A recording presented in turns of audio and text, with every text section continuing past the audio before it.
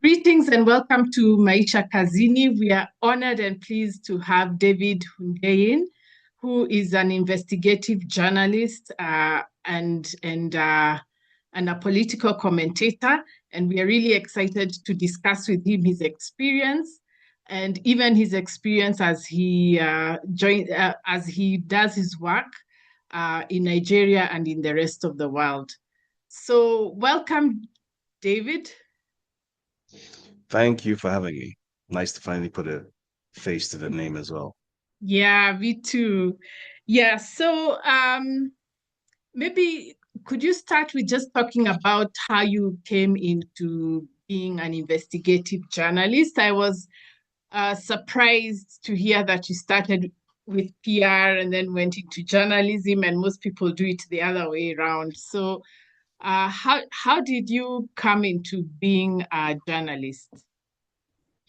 So you're right in saying that usually it's the pipeline is media or journalism all the way into marketing and public relations and advertising and whatnot. Um, in my case, so two things. First of all, I always knew that I always wanted to make a living out of writing because that's all I've ever done since I was literally a child. So that's what I was known for. I used to win these writing competitions, both nationally and internationally, back when I was a teenager. So, in fact, I studied creative writing at university. That was my degree. So, when I returned to Nigeria in 2013, because I studied in the UK, which is like an upper middle class Nigerian thing to do. And it's seen as sort of like a status symbol almost, or well, it used to be anyway. So when I returned in 2013, if you recall, there was this Africa Rising thing going on at the Yeah, time, and yeah, the assumption was that things are so clearly and obviously going in the right direction that it's always going to be this way. Like the ceiling has finally been breached, and the only way is up. Basically, that was the idea. So um, I wasn't necessarily thinking about becoming a journalist at that particular point in time because it seemed like there was more exciting stuff to do in in Nigeria. So I got a job at a creative agency, a PR agency primarily, but it was a full service marketing agency, and I was the head of content there by the time I left. So writing was still what I was doing, but I was getting to meet a lot of interesting people and travel. It was really nice. But while all of this was happening was when the events that would come to define my career as I know it today was also happening. And that event was the 2015 election in Nigeria. So working in the marketing industry at the time, I had a front row seat to see what went into that thing that they called an electoral campaign in 2015. And it didn't sit right with me at all. There was a very unique kind of ugliness that I had never seen in the Nigerian electoral cycle before. And I didn't fully understand or grasp what was really behind it, who was really behind it. It just seemed like politics in this country has gotten way dirtier. It's got to a level where I'm not sure that anything that comes out of this is could possibly be for good. And that's exactly what happened because so the election was in 2015, 2016, bam, recession. Bear in mind, this is an economy that was growing 7% annually the previous year. Fast Africa's biggest economy at the time by quite a distance. yeah. Third fastest growing economy in the world. All of a sudden, in the Mm. space of 12 months, bam, recession. And it just never got better. And it just kept getting worse and worse and worse and worse. And everyone I came back to the country with that I'd gone to school with, one by one, started upping and leaving. One by one, one by one. My friend circle started getting smaller, smaller, and smaller and smaller. And then I started noticing like the country around me was just absolutely imploding. You know, Mhm. I I Mm. I I wrote an article about this last week on my Substack where I Yeah. basically gave a bird's eye view of what it meant to watch your country implode. Because that's basically what happened between 2015 and 2018. I witnessed the implosion real time and on the ground. And it was kind of terrifying to watch actually. Non-state actors, unknown non-state actors started killing people in the hundreds and in thousands. Like at a time, you just Yeah. wake up and see a headline, Mhm. 500 dead in Mm. Agatha. And it's like, what the hell? 500? Yeah. What the hell is going on? You Yeah. know? And things like that, which they just kept happening. And then like in your individual life, you can even see even financially, your career is taking a nosedive. So when I left the marketing agency, I initially tried to launch my own copywriting agency, and I did that in 2016, which was right at the heart of the recession. And as you Yeah. can imagine, it didn't fly. Yeah. And I tried to go back to paid employment. It didn't work, and I actually ended up driving an Uber Yeah, for I three heard months. that. Uh-huh. Yeah. So maybe that doesn't sound like that big, that seismic an event to you, but it was for me, because bear in mind that uh at the very least, I was what you would describe as upper middle class. At the very least, upper middle Yeah. class is probably being a bit modest, right? Because my parents were kind of, they were very successful people. So I never had a set the expectations that I had in life versus where life was taking me all of a sudden was like, what is going Mm-hmm. on? Like Mm. just a couple of years ago, I could only see upside. There was so much upside. Like I remember my passport, my Nigerian passport at the time. I think it was renewed. I renewed it in 20. I think it was 2010 was the last Nigerian passport that I had at the time. It was 5 years. So I think it was to expire 2015. And I didn't even bother renewing it when it expired because I had no plans to travel anywhere. Mm-hmm. Like everything was happening where I was. So why would I need Mm. to travel anywhere? You Mm. know? And from that, early 2015 to what I was witnessing, where everything was just going up in flames. Businesses were going bust. Like it wasn't a thing you were seeing in the media. It was a thing you were seeing, Yeah. in real life. You Mm. know, friends were leaving. Almost every other week, there's a leaving party. Come to this party. Everyone is just Canada, UK, Germany, Australia, New Zealand, US. It's the same group of countries. Everyone is just upping and leaving. Businesses are closing down. Inflation is going up. The exchange rate is doing things I've never seen in my life before, where pretty much most of my life up until that point, naira to dollar was roughly 100 naira to dollar thereabouts for well on maybe 20 plus years. All of a sudden, in the space of like a year and a half, it like doubles. Yeah. Yeah. Mm. And it's like, what? I mean, since then it's done multiple. So as at Yeah. 2015, I think it was 280 naira to a dollar as at 2015. Now in 2024, it's 1,700. Whoa. Yeah, that's to give you an idea of just how Yeah. bad the implosion has been. So Yeah.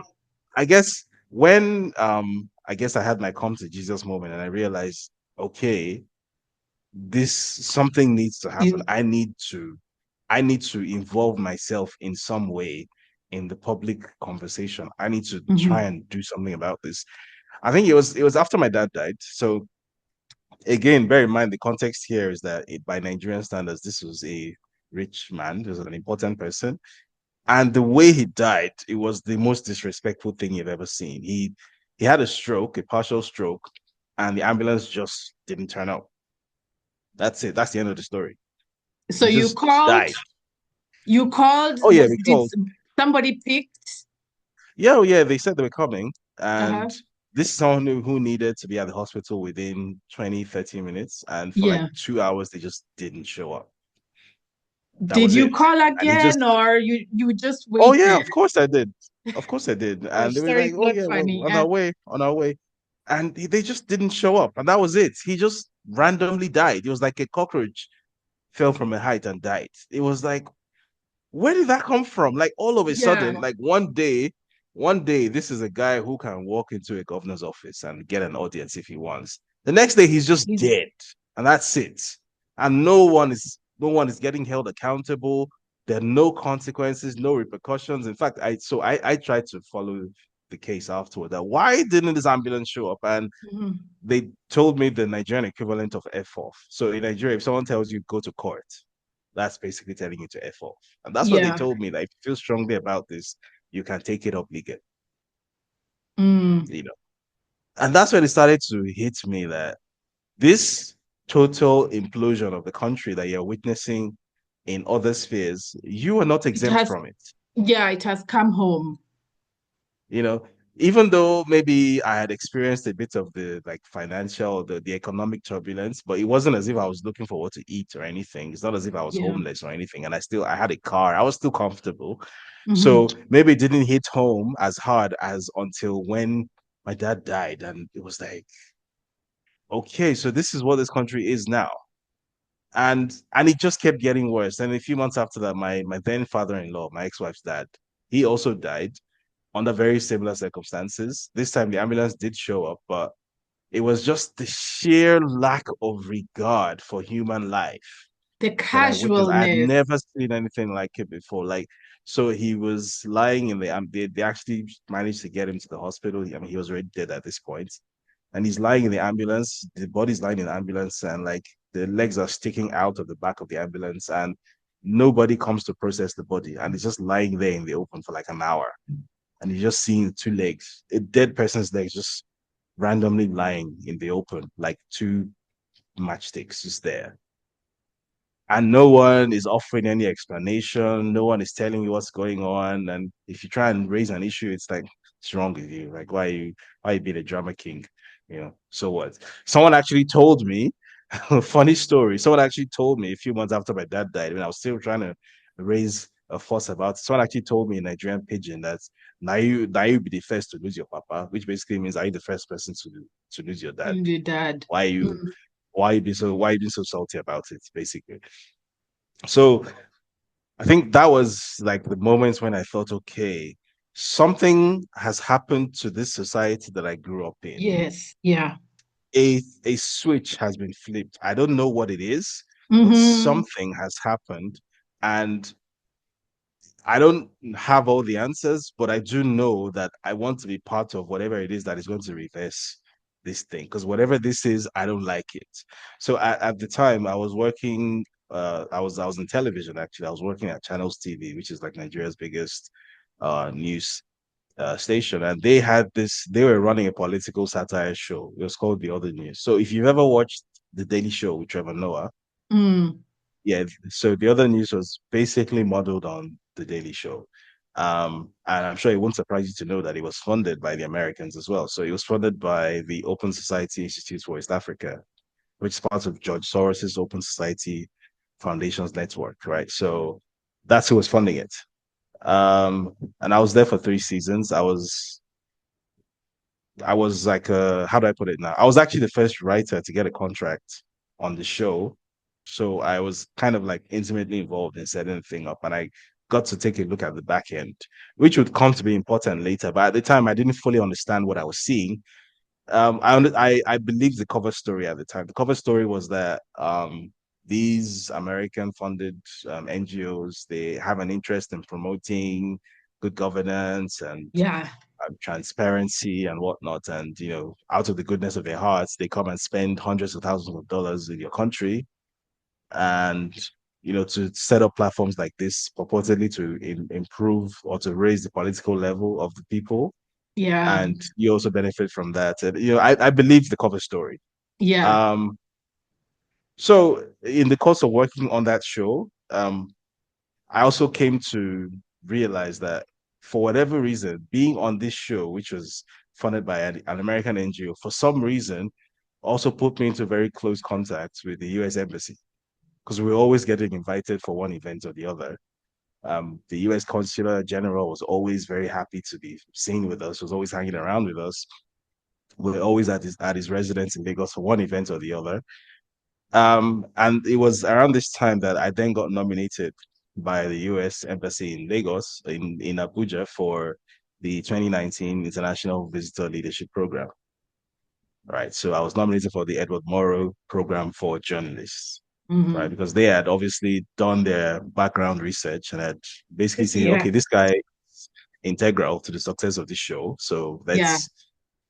let's bring him into the fold. Again, bear in mind, I didn't understand at this point, I understood very little about geopolitics and foreign influence and colonialism or neo-colonialism. I didn't really understand much about this. Mm, So I didn't understand what I was witnessing. So I yeah. believed a lot of stories.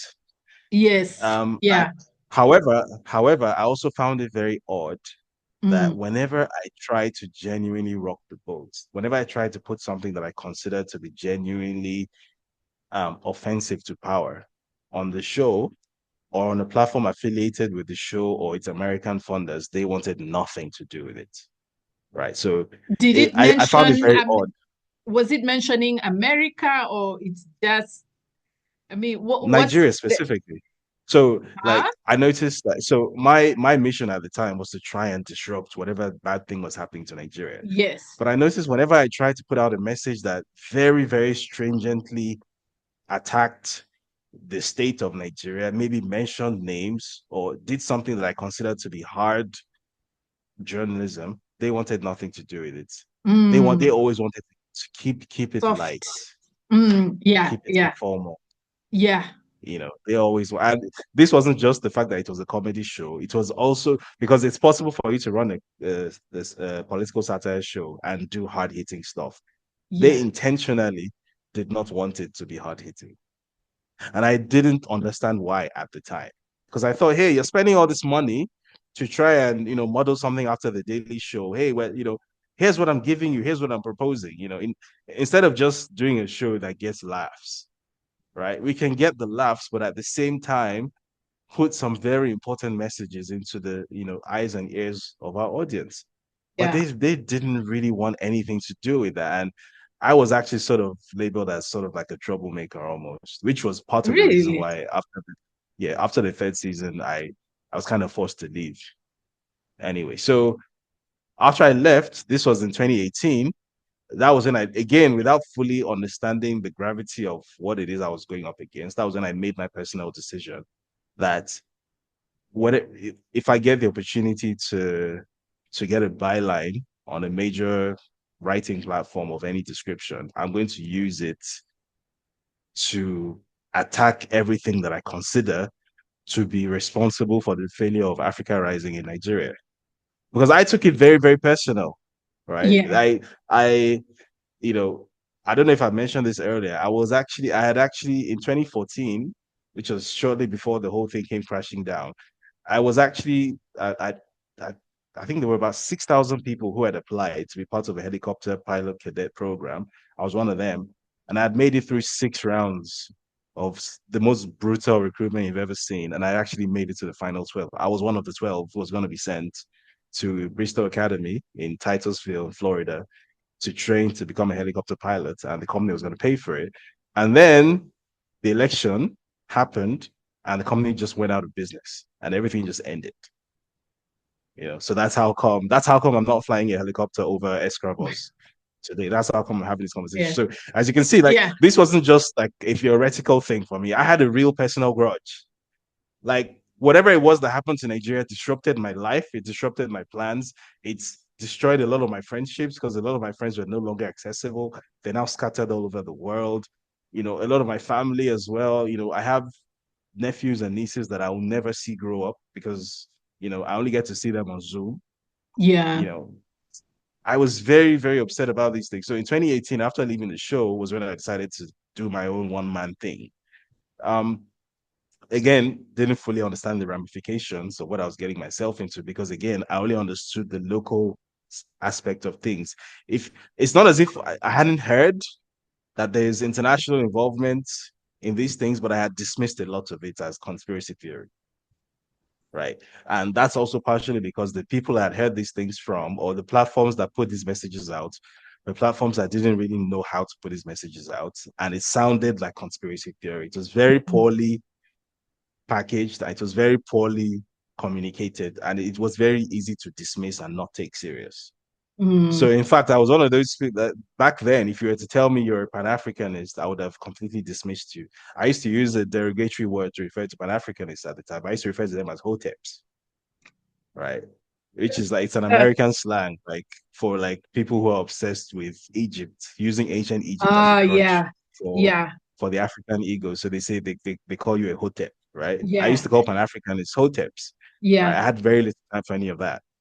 Yeah. In fact, as recently as 2019, I actually gave a TED talk in 2019. I think it was early 2020, where I basically said something to the effect of Africans should stop obsessing over whatever external enemies they may or may not have and focus entirely on holding their On own leaders accountable. And, it was a great speech and I completely believed it at the time. However, as I came to a greater understanding of how the world actually was, like I understood that everything I said was absolute bunkum. It's rubbish. It's not true.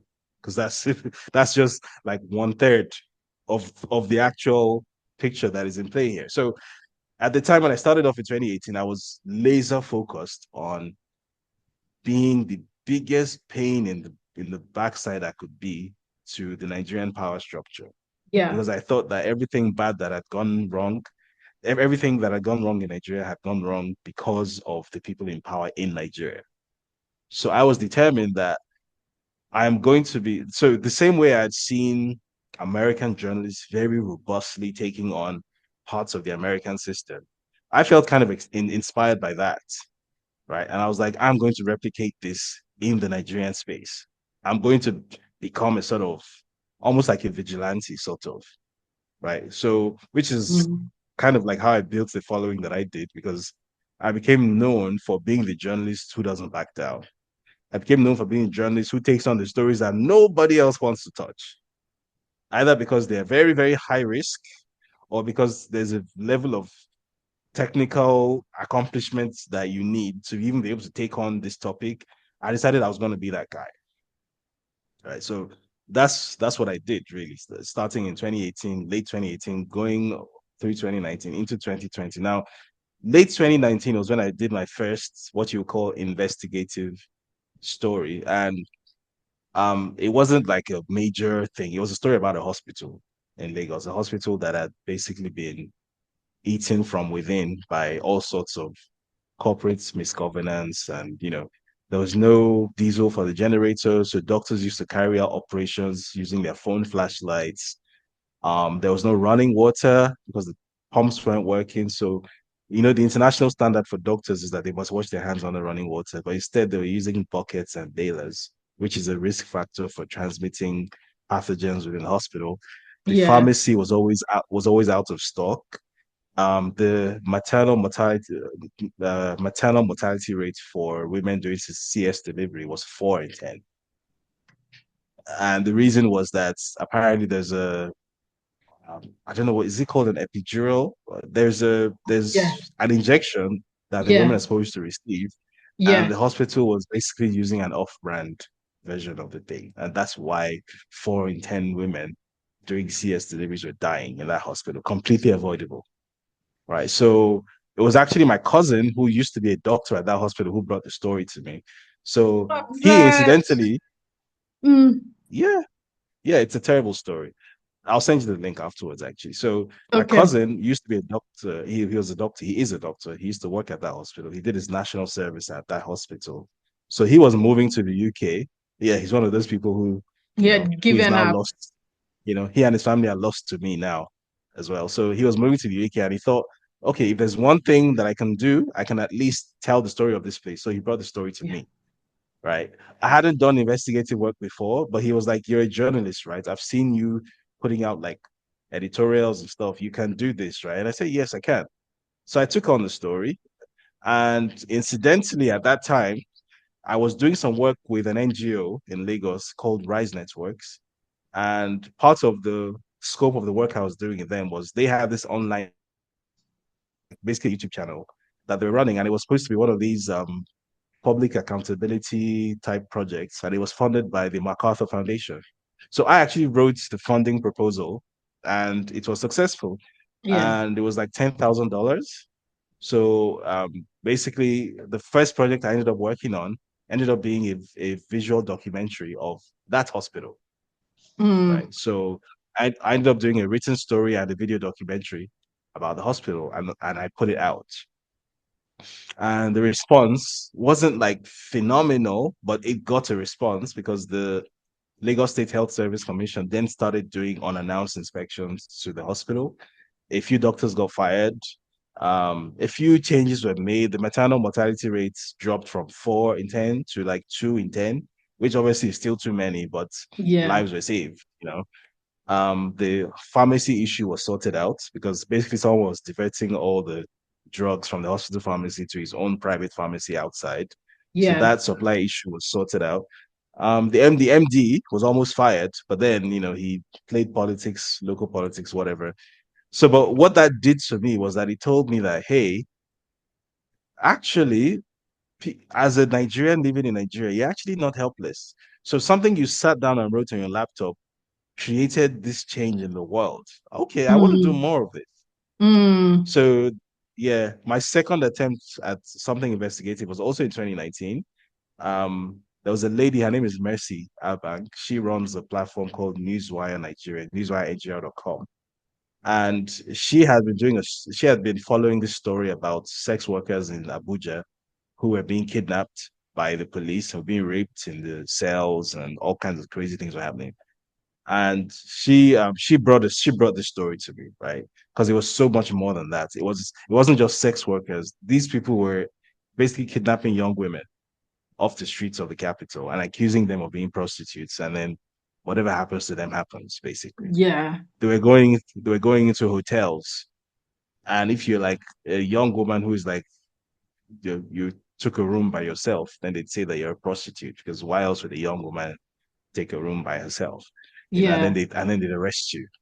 Crazy things were happening. So she brought this story to me, and she put me in contact with some of the victims, and I got their audiovisual testimony and whatnot. So I did it as a big sort of genre hopping piece where it was part written, part audiovisual, which became sort of like my trademark. And I put that out, and it had this phenomenal effect because, as a direct result of that story, the person who was in charge of this entire operation, a lady called Hajia Safia Umar, she was like an Islamic fundamentalist who was in charge of the Environmental Protection Bureau of the capital.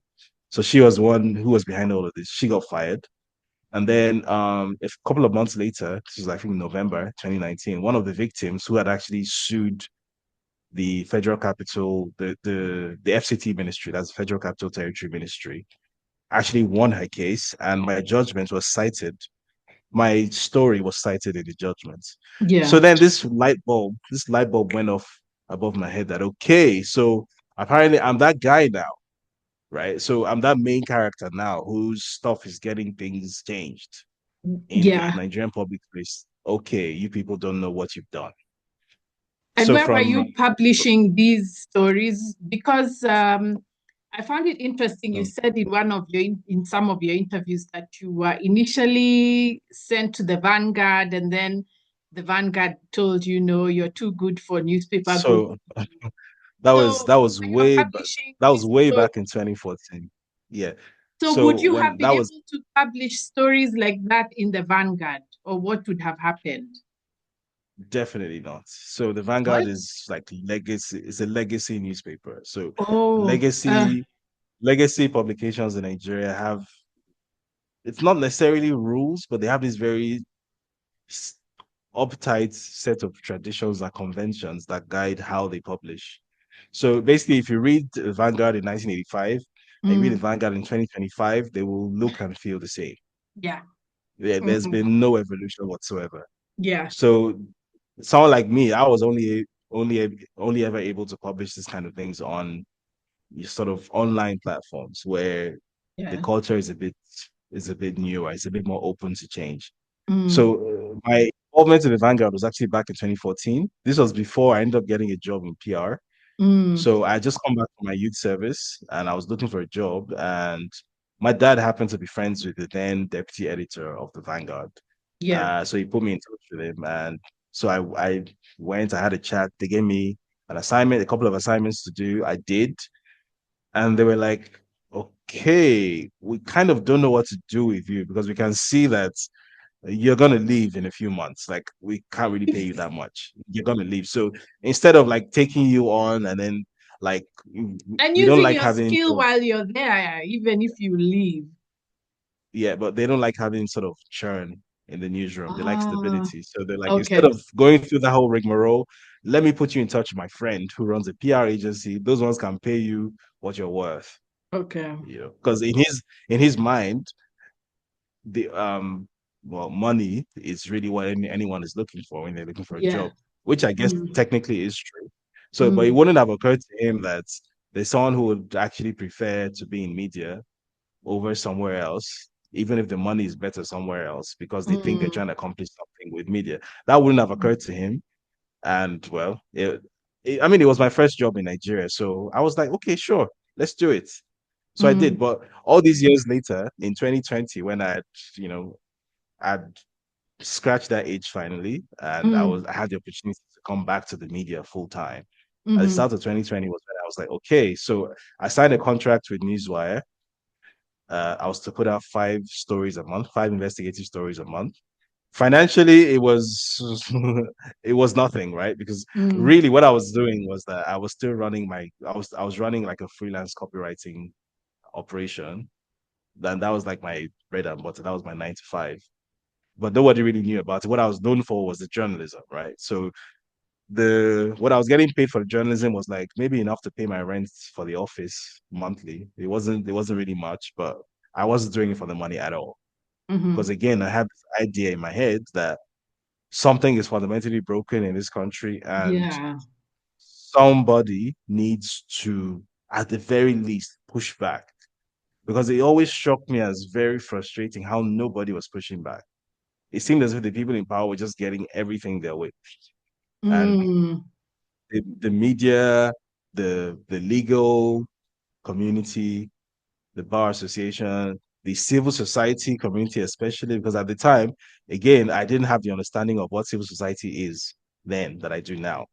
So it mm, used to be deeply frustrating. Like as I remember in 2014, civil society in Nigeria was like the biggest thing in town. Like everybody and their dog was opening an NGO, a CSO, a CLO. Everyone mm, had something to say, right? Everyone was criticizing the government. Everyone had one thing or the other. Like there was a lot of activity in that sector. And then all of a sudden, things are 50 times worse now, and nobody has anything to say. Like, what is going on? I didn't understand why at the time, but I knew that something really, really, really, messed up has happened here. So 2020 was when I took that dive into like full time, full contact, no holds barred investigative journalism. And as you can imagine, I only lasted about 10 months before I had to flee the country because that's the kind of place Nigeria mm, is. I mean, even before going into that, even before diving into that space, just from writing columns and editorials and stuff, I'd already started getting threats as far back as 2019, including threats from people that are quite close to me, supposedly, my family members, because again, mm. as I've mentioned, I come from a family that's very much part of the establishment. So Yeah. my my existence was making things difficult for people who share a surname with me, but who have a completely different political disposition, if you catch my drift. Yeah. Yeah. So yeah, by October 2020, which was when the Lekki massacre happened at the end, Mm-hmm.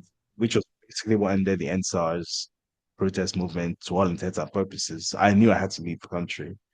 Um, there was a story that I was working on at the time, which was essentially going to show that the government was responsible for what happened that night at the Lekki Toll Plaza on October 20th. But I knew if I publish that story and I'm still in the country, I'm gonna get picked up. There's no way. They're definitely gonna arrest me. And it's not so much fear of being arrested as I felt like there's a lot that I have yet to do. There's a lot of usefulness that I'm yet to offer. And I think I'm gonna be more useful when I have my freedom.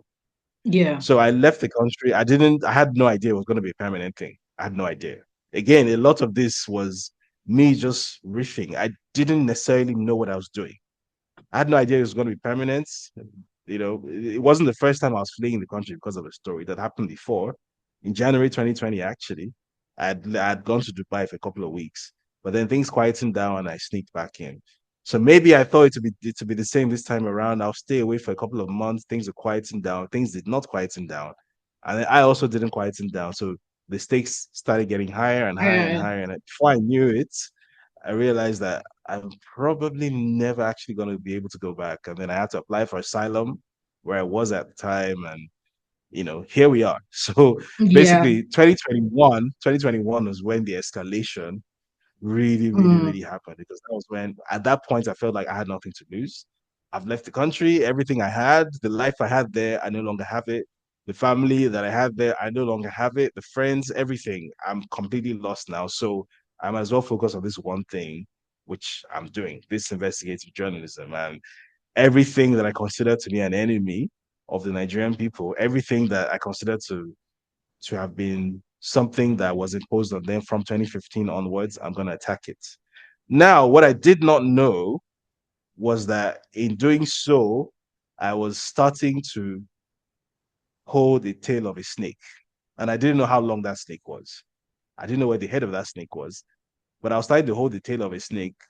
I thought that the head of that snake was in Abuja, and I couldn't have been more wrong about that. When, which is why I said earlier that the people who communicated those concepts, such as neocolonialism and imperialism, interference in the affairs of sovereign countries, I feel like those Yeah. people did not communicate those things in modern terms and didn't do so in Yes. ways that made information percolate. Yeah, that's Because true. whenever you hear those things, it sounds a lot Mm. like, oh yeah, these things used to happen during the Cold War era. Mm. This is Patrick Mm. Lumumba, this is Samora Machel. This is things from ages long before I was born. Patrice Lumumba, I mean, rest in Yeah, peace, they're good guys, but yeah. yeah. Mm.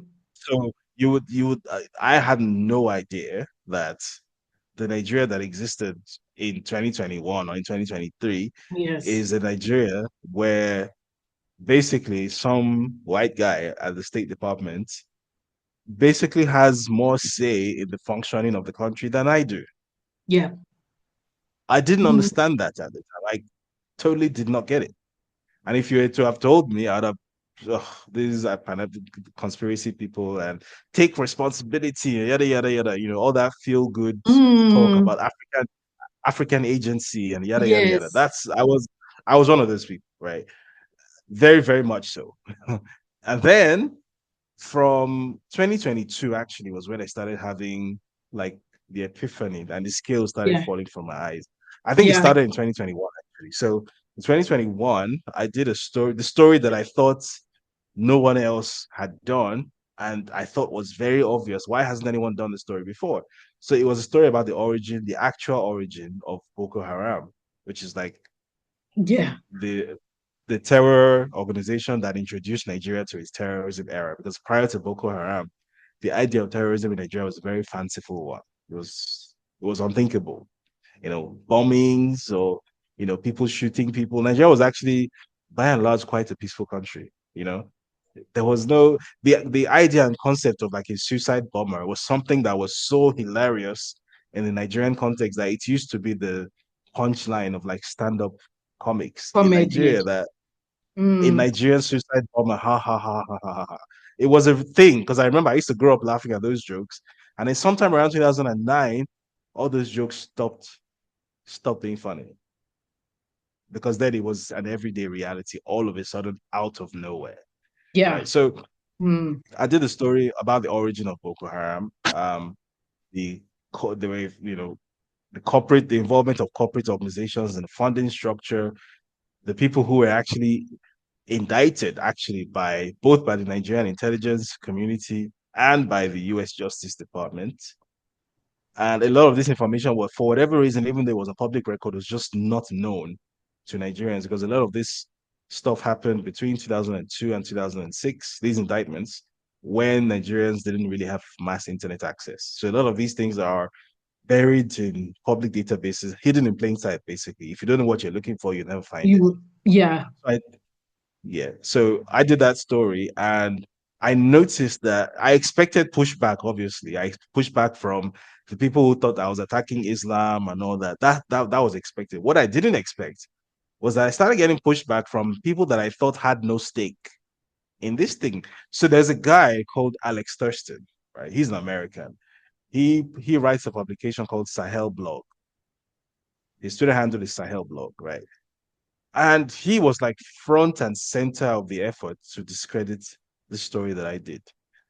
And I was thinking to myself, well, you're an academic, right? And what Yeah. the function of your research is to find out what is going on in the Sahel the origins of Islamic violence in the Sahel. You're an academic, so you Yeah. know for a fact that these things that I have put in the story are true. And these are not just allegations that I just threw out. Everything is backed up. This is all stuff that is on public record. All I Yeah. have done is I have brought out the records and put them in Mm. front of people's faces. I haven't made any claims or assertions or anything. This is not my opinion. These are facts. Why are Mm. you trying to controvert these facts? And more importantly, what is your interest? Interest. You're a Yeah. white American from Texas or wherever. Why are you so interested in covering for people that most people here consider to be terrorists? Yeah. What's your interest in that? And Mm. you know, I was this close to getting it, but the penny still didn't drop, right? But it registered in my mind, right? Um, Especially because a few months earlier, I had done a story about someone who was then a minister of communication in Nigeria, a guy by the name of Isa Pantami, who had said some very, very, shall we say, off-color things, which he probably hoped wouldn't show up again. But I was the one who dug them up. I got hold of the audio file, I had it transcribed and subtitled and translated, and I put it out there. This was someone who had expressed like public admiration for Osama bin Laden and the Taliban, and had said, America is the enemy of Muslims and all that kind of stuff, all that sort of stereotypical death to America stuff, right? Yeah. I put it out there, and I was under the impression that, hey, having seen that this fellow is this SI unit of what you would call an Islamic terrorist, that the US government, which obviously was at the for whatever reason at the time, still appeared to have very good relations with the Buhari government in Nigeria. Again, I didn't understand why. I thought that by putting this out there, I would force their hand. That, hey, look, these terrorists that you're supposed to be fighting in Iraq or Afghanistan or wherever, these Islamic terrorists, right, who are like the big boogeyman, right? Here is one of them in a government that you are closely allied with, in a government that you have refused to even condemn after going and shooting hundreds of civilians dead, civilian protesters dead. You refused to issue even a simple statement or anything. You completely ignored it. Here is incontrovertible evidence that this government is shielding people that you would consider to be your enemies. And they just completely blanked it. They acted like they did not see it. So a few months later, when I did this Boko Haram story, and then they also blanked it, and I started getting, Americans actively defending the people that I thought were their enemies. It's registered. It didn't click, but it registered. So in 2022, I think when the penny finally dropped was when I did a story about someone who was going to be running for election in Nigeria the following year on the platform of the ruling party. I had done a bit of digging into his background, and I had realized that this guy had a drug indictment in the US. This guy had been indicted for heroin trafficking, and this guy had actually been ordered to forfeit nearly $500,000 to the US government. And all of this was on delicious public record, right? So it wasn't like this is what somebody told me or something, sources said. It wasn't any of that. There was an actual 49-page legal affidavit from the IRS proving all of this, right? And I did that story, and the story wasn't just about his drug indictment, it was about a bunch of other like inconsistencies in his personal history, and then the use of real estate in the US for obvious money laundering. Very, very obvious. Use his own government name and the names of his kids, including two unemployed 20-something-year-olds who somehow had $2.5 million each to buy luxury property in New York, right? And I thought definitely there's no way that the US government sees this, and at the very least, they're not going to distance themselves, Mm. at the very least. And I had the rudest awakening, the absolute rudest awakening, because first of all, prior to publishing the story, I'd reached out to pretty much every friend and contact I had in Western media. Like, this is seismic. This is huge, Mm. right? Because again, bear in mind, these are not Nigerian legal records. These are American legal records. This was a federal case in the US. Yeah. Federal cases are a big deal, right? Yeah.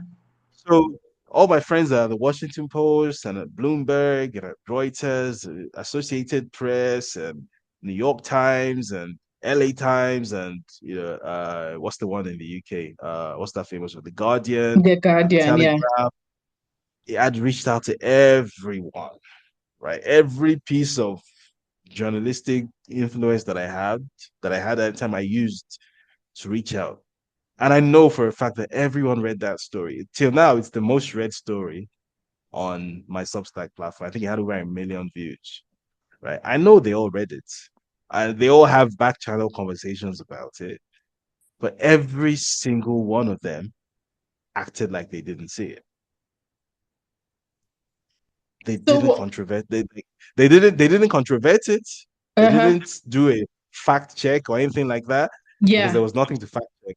But they all washed their hands of it, and it was clear that there were instructions from somewhere on high that you should not touch this. It was very clear and obvious. It became so obvious, in fact, when I remember there was a story that the BBC did about the background of the three candidates in Nigeria's 2023 election. And it was very obvious that there's no way you would do such a story. And this story, which basically the whole world has read, exists, and you're not going to reference the fact that one of these three candidates has an indictment for drug trafficking. So instead, how the BBC worded the story was that, well, uh, allegations have been made and questions have been raised about Bola Tinubu's alleged involvement in drug. Like they worded it in such a way that it sounded like you would read it and you'd miss it. Right? You wouldn't understand the gravity of what you're reading. And then in the next breath, when they moved on to the next candidate, a guy called Peter Obi, then they said supposedly he had been accused of tax avoidance, not tax evasion, tax avoidance, which is legal. Yeah. And then in an attempt to make it seem like, oh, similar accusations have been made against all candidates, both sides, basically, even though there are no both sides. Then they Mm, said that Peter Obi has been accused of global tax avoidance, which is a completely meaningless term. Because what the hell yeah. does global tax avoidance mean? Tax avoidance is not a crime, it's legal. So putting the word global in front of it, were you trying to make it sound like something that it's not? What the hell does global tax avoidance mean? And then it became clear to me that there is a game being played here, and that Yes. it's in the interests of certain people to protect this guy. So then I wanted to know who is protecting this guy and why. Why on earth would you be protecting someone that the legal system in the US has itself branded a drug trafficker? What is your interest in protecting this person? Why? Because by the time this person becomes president, and then things get worse in Nigeria, and then Nigerians start emigrating even more than they are, then what is the one narrative you will keep hearing from these same white people? They will say, "Why don't you go fix your country? Why are you running away? Mm, It's not our fault that your leaders are you your can. leaders are corrupt, whatever. Why don't you go fix your country?" But here I am trying to fix my country, and here I am trying to make sure that a corrupt leader doesn't come into power, and your government is protecting him. So then the penny started to drop that, okay, so this is what those Pan-Africanist people meant when they said that the West puts Mm, places corrupt puppets in power in yes. Africa. This is what they meant. This is how it Mm, actually happens, mm, right? So it's not as if they come and they do a coronation ceremony and they put a crown on one black person's head and say, "You shall be the vassal king of Zambia or Nigeria." That's yeah. not how it works. Yeah. It's more subtle than that. But once you see it, you can't unsee it. Yeah. Yeah. Well, okay, for us in Kenya, there's also the problem of public relations. The government pays a lot of money to PR firms in the US and the UK. I've been trying to get that information and I've not been able. I've gotten a few guys, but the information is not publicly available. So Yeah. when these guys, the PR agencies are paid, then they are the ones who tell the big newspapers in the US and the UK what to report and what What not to what to report. report and how to And report because it. it's Yeah. PR, you can't penetrate it because it's sort of company records or whatever.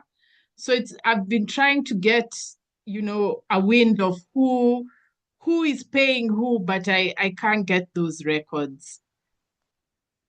Yeah. Yeah.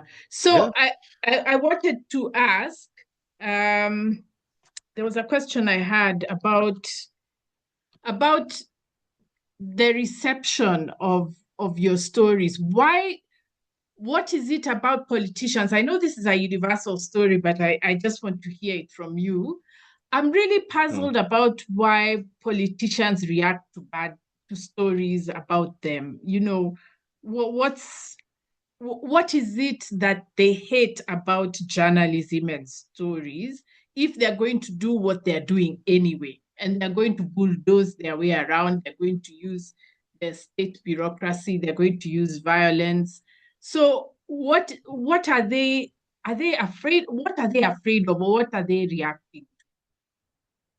I think sometimes more than anything else, in my experience anyway, because I can always speak for myself, I think sometimes it's not so much a fear that your journalism is actually going to change anything. Sometimes Yeah. it's more of this petty feeling of being affronted because these are people who feel like based on the foreign support that they have conquered the entire country.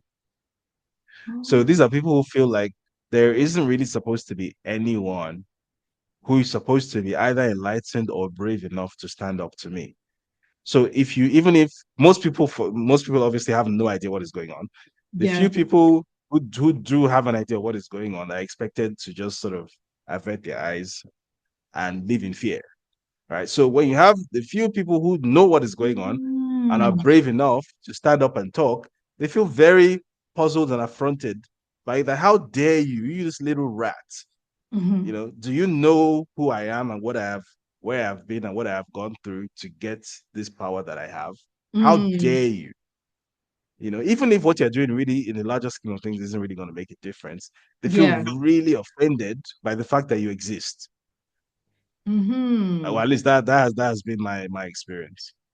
So, for example, like in the hospital story, when people are fired, what's going on there?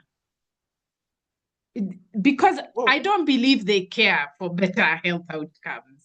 So, oh no. So what's going in on? in that particular instance, I think what leads to some sort of action in stories like that is because the generality of the people are capable of understanding how that story affects them. So Aha. Yes. it's more likely that if they don't seem to react to it, if they don't put on a show of doing something, then it's more likely that there's going to be a public rebellion against them, right? Because the Yeah. public can very directly draw a line between the hospital being badly run and Yes. they someday ending up in a grave because of the hospital. But once the link between the interests of the public and what is going on is not that direct, then the public loses interest. That has been my experience with African audiences. If it's not, Yes. if it's more than 1 degree of separation, they completely zone It out. They're not just interested. got.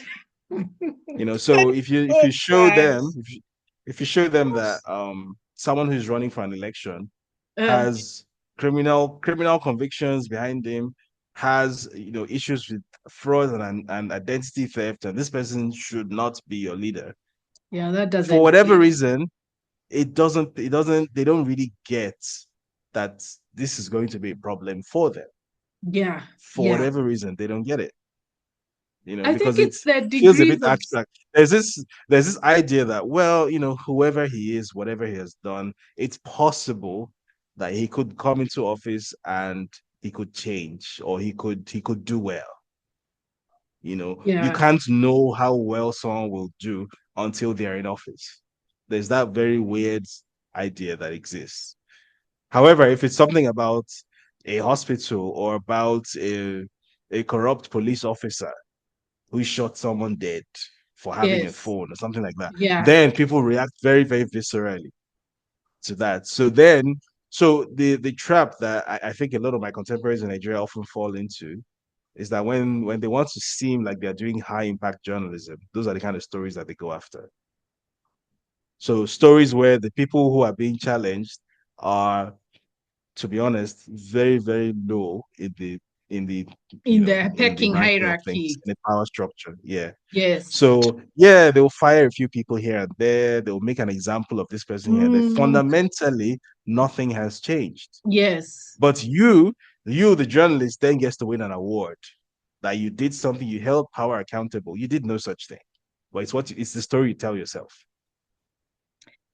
I wondered because I was trying to flag our new education system, and I wondered why Kenyans were not bothered. I think it's the same thing. They didn't feel a direct. Exactly. But Exactly. what's that about? Is it that, yeah, what is that? What is that? I mean, because I've had this ideology of as long as it doesn't put food on the table, it shouldn't, it shouldn't concern us. Or they say, who cares about that? How does it affect the woman in the village? The woman in the village is this metaphor for Meme. Yeah. this basic whatever. What is that about? Why don't we go beyond the basic level? To be honest, if I had the answer to that question, I probably wouldn't be having this conversation. One of my biggest Yeah, frustrations actually with West African audiences, because this is not just Nigeria, but yeah, and based on what you've said, it's an African problem. yeah, Um, is that you kind of, in addition to going through all the trouble you go through to actually get hold of information, even after getting hold of that information and putting it in front of the audience, you still kind of have to tell the audience what to do with it.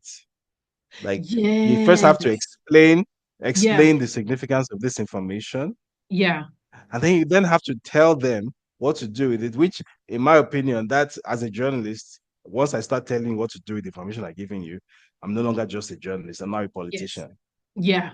and I don't. There's Or a nothing wrong with being a counselor or politician. something. Yeah, but there's nothing wrong with being a politician or Yeah, political activist or whatever. But I still feel like the role should be clearly defined.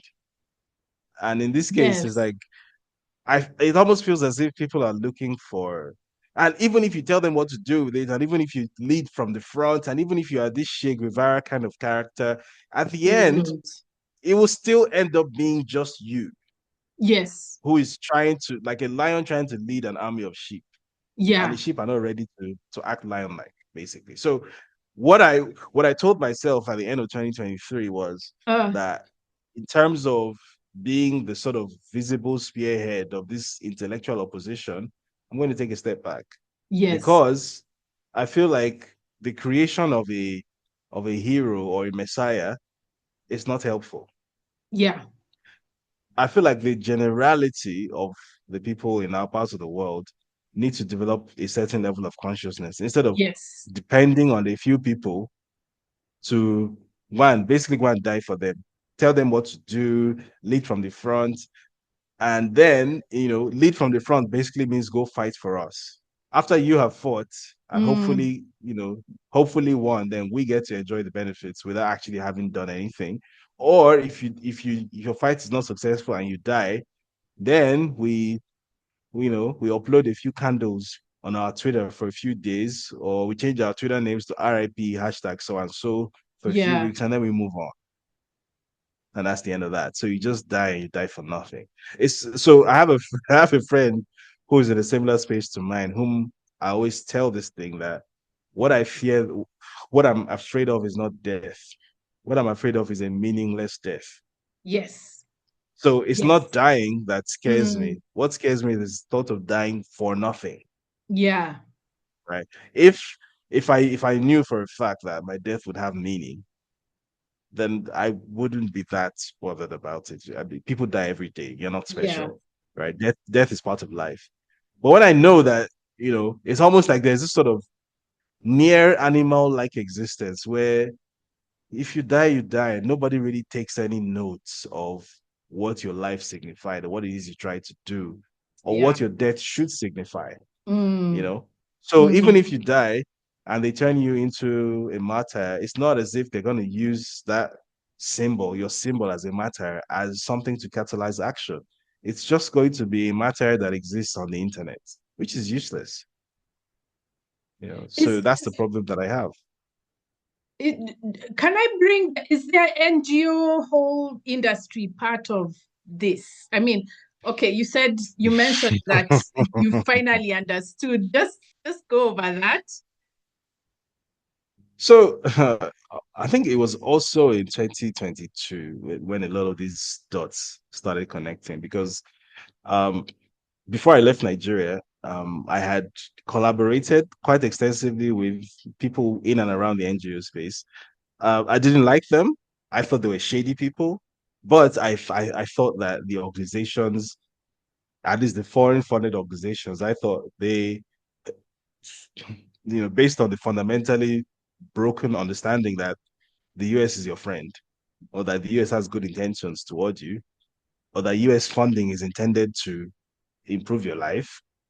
Based on that understanding, I was of the opinion that if you're funded by Open Society Foundation or MacArthur or Ford Foundation, Bill and Melinda Gates Foundation, USAID, all these, things that generally speaking are working for the advancement or the betterment of humanity. And I couldn't have been more wrong.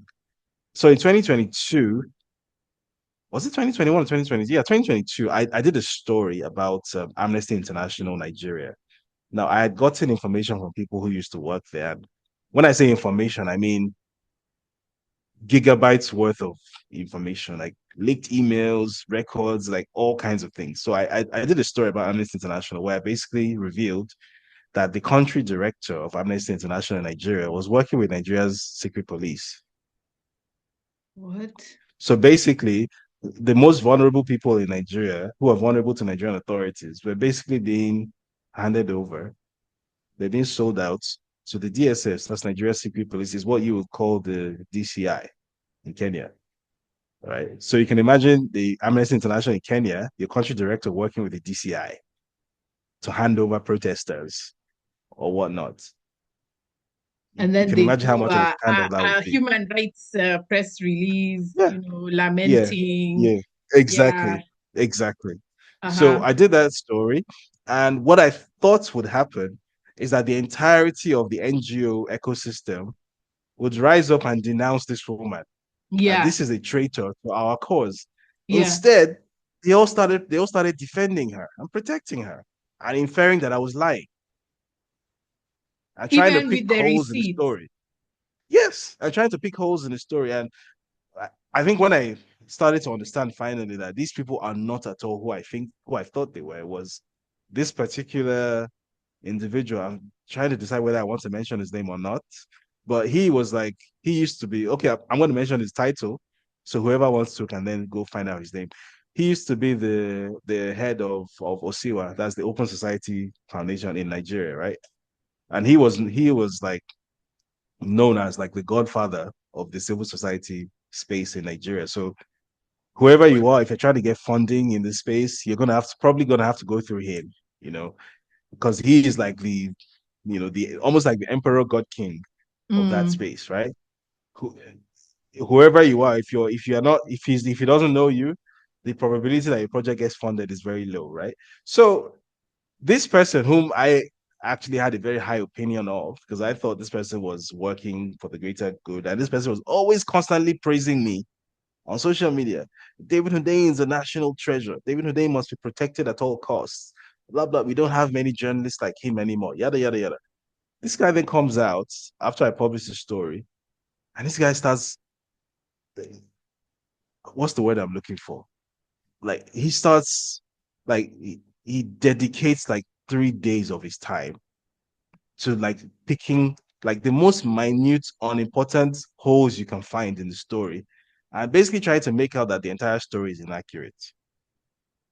And then when that didn't work, Mm. he then because as I later came to find out, that lady, the country director of Amnesty International, was his protege.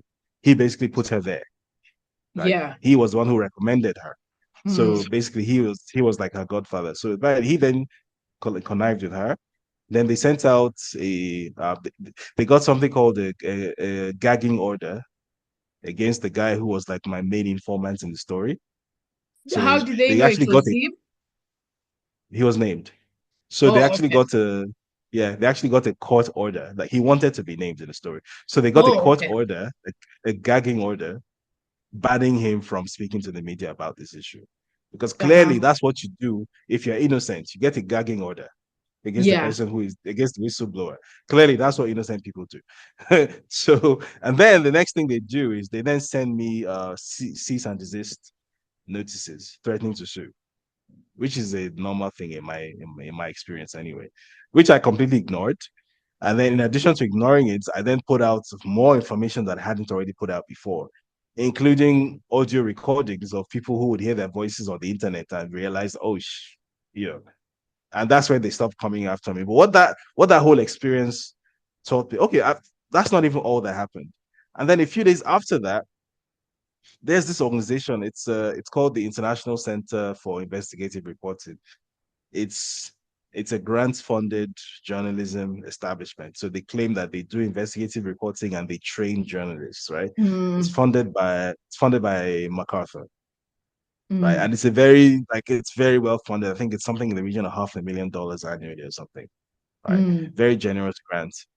And this organization then takes my story, right? Because all the sources, all the source documents and everything is in my Scribed account, which was linked in the story.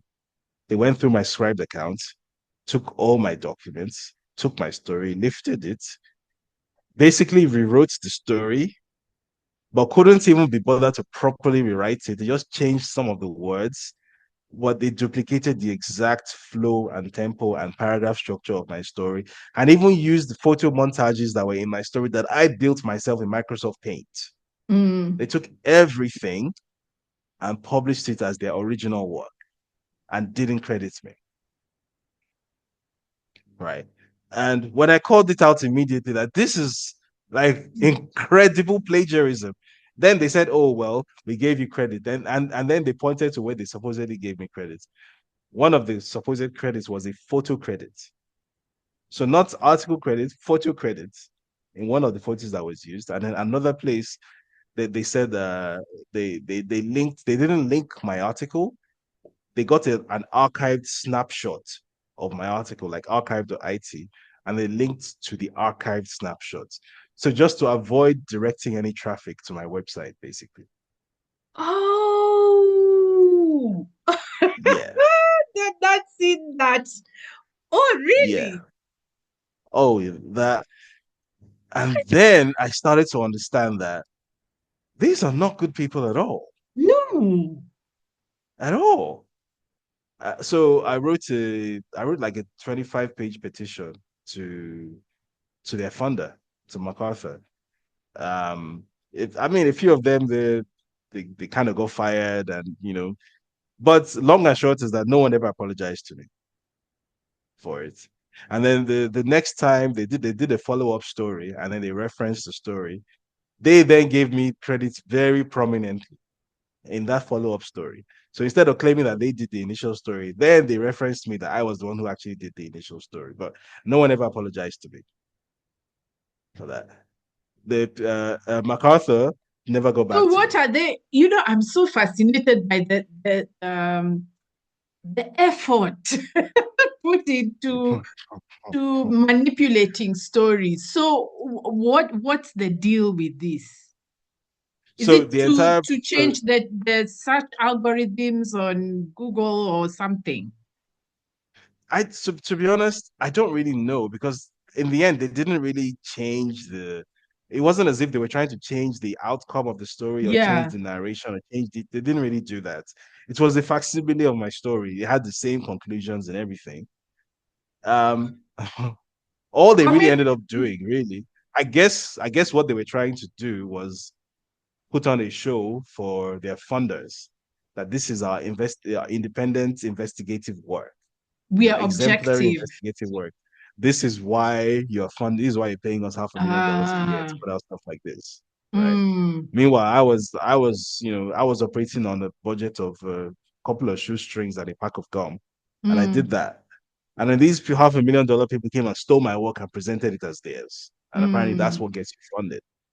So mm. that whole experience taught me two things. The first thing it taught me was, a the reason you get funded has nothing to do with how good you actually are at this thing you say you are doing or how Yeah. well you can deliver or anything like that. It's Yeah. based on relationships. It's Mm. 100% based on relationships. If you have the right relationships, that's when you get your foot in the door and get hold of this thing. The second realization was that these organizations, these institutions, based on the total non-response from the overall Amnesty International, what's called International Secretariat in London, even though like all the people who were there, they started following me on Twitter, I knew that they read the story. There was no response till to date. Then I started to understand these international institutions are not as well run as you think they are. Mm-hmm.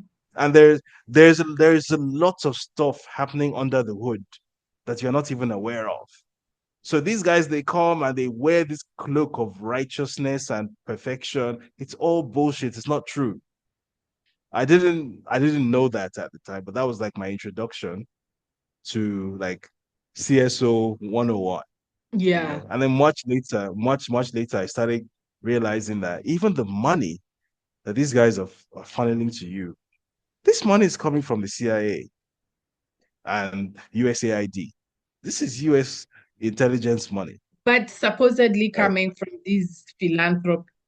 Actually, I've wondered, do these philanthropies have so much money? You know, because then, you know, Yeah.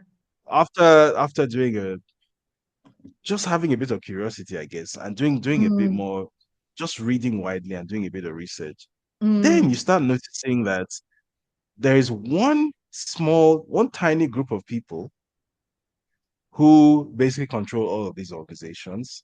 And there's an almost infinite number of these. The number of organizations is constantly expanding, but yeah. it's the same funders.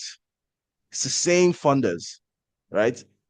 So basically, you have one tiny group of people who claims to be philanthropists, and then obviously the intelligence agencies that they have been caught collaborating with openly. So, for example, the Omidyar Network, which was founded by a guy called Pierre Omidyar. Hmm. Nigeria's largest online newspaper is called Premium Times. It's funded almost entirely by Yes. the Omidyar Network.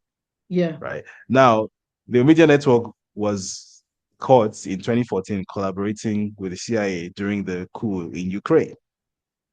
And Hmm. as I'm sure you know, institutions like that have that kind of relationship with the CIA, there's a 99% chance it's a CIA front. Yeah. Yeah, it's just a different name, but it's CIA, right? So basically, the U.S. government's intelligence, primary foreign intelligence agency, is indirectly funding the largest online news platform in Nigeria. And if that is happening, then the obvious question that is begged is in whose interests is that platform then working? The journalism that is carried out on that platform, is it for the benefit of Nigerians or for the benefit of the people funding it? Hmm. And then that's when things started to, as I said, lines started to connect. Because I remember back in 2014, 2015, Premium Times was the loudest thing in terms of being anti-government. Goodluck Jonathan was the devil. He could not do anything right. Like he had horns growing out of his head. Everything that could possibly be wrong was wrong, even though the economy was largest in Africa, growing at 7% a year. They even said this was a lie. It's not true. He forged the numbers. There's nothing we didn't hear that period. And then now, all of these years later, Premium Times quiet as a mouse. People are dying in numbers, quiet as a mouse.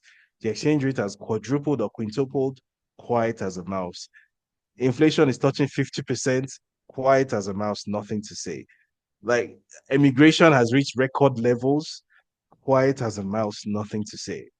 You know, and then I started putting those dots together that basically whatever it is that these people call journalism that they've been doing has basically been whatever the US State Department determines is the US government's interest in this area.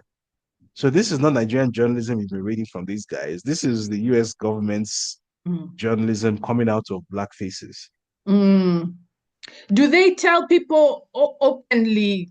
Maybe this is also a reference to your experience when you are doing the show. Do they tell people openly, you can't write this? You should write this. Oh You should well, attack so on Jonathan. the on the show, it was very explicit what you could and could not do. Very Okay. explicit. Um, at Premium Times, I mean, I wouldn't know because I haven't worked at Premium Times, but I've spoken Yeah. to people who work there, and my understanding is that it's not blatant as such, but you are sort of heavily incentivized to give a certain type of coverage or a certain type of spin, Oh, yeah. and you are heavily incentivized against giving a certain type of coverage or a certain type of spin. So Okay. again, it's six and a half a dozen. So they don't need to come out to tell you directly. You know what you should and should not do when you work Mm. there. And it's not just them, by the way. There are a whole bunch of these organizations, whether it's in journalism, whether it's in civil society space, whether it's think tanks, whether it's whatever, if it's in the Nigerian Even the public space. universities, yeah. Exactly. I was going to Mm. mention that as well.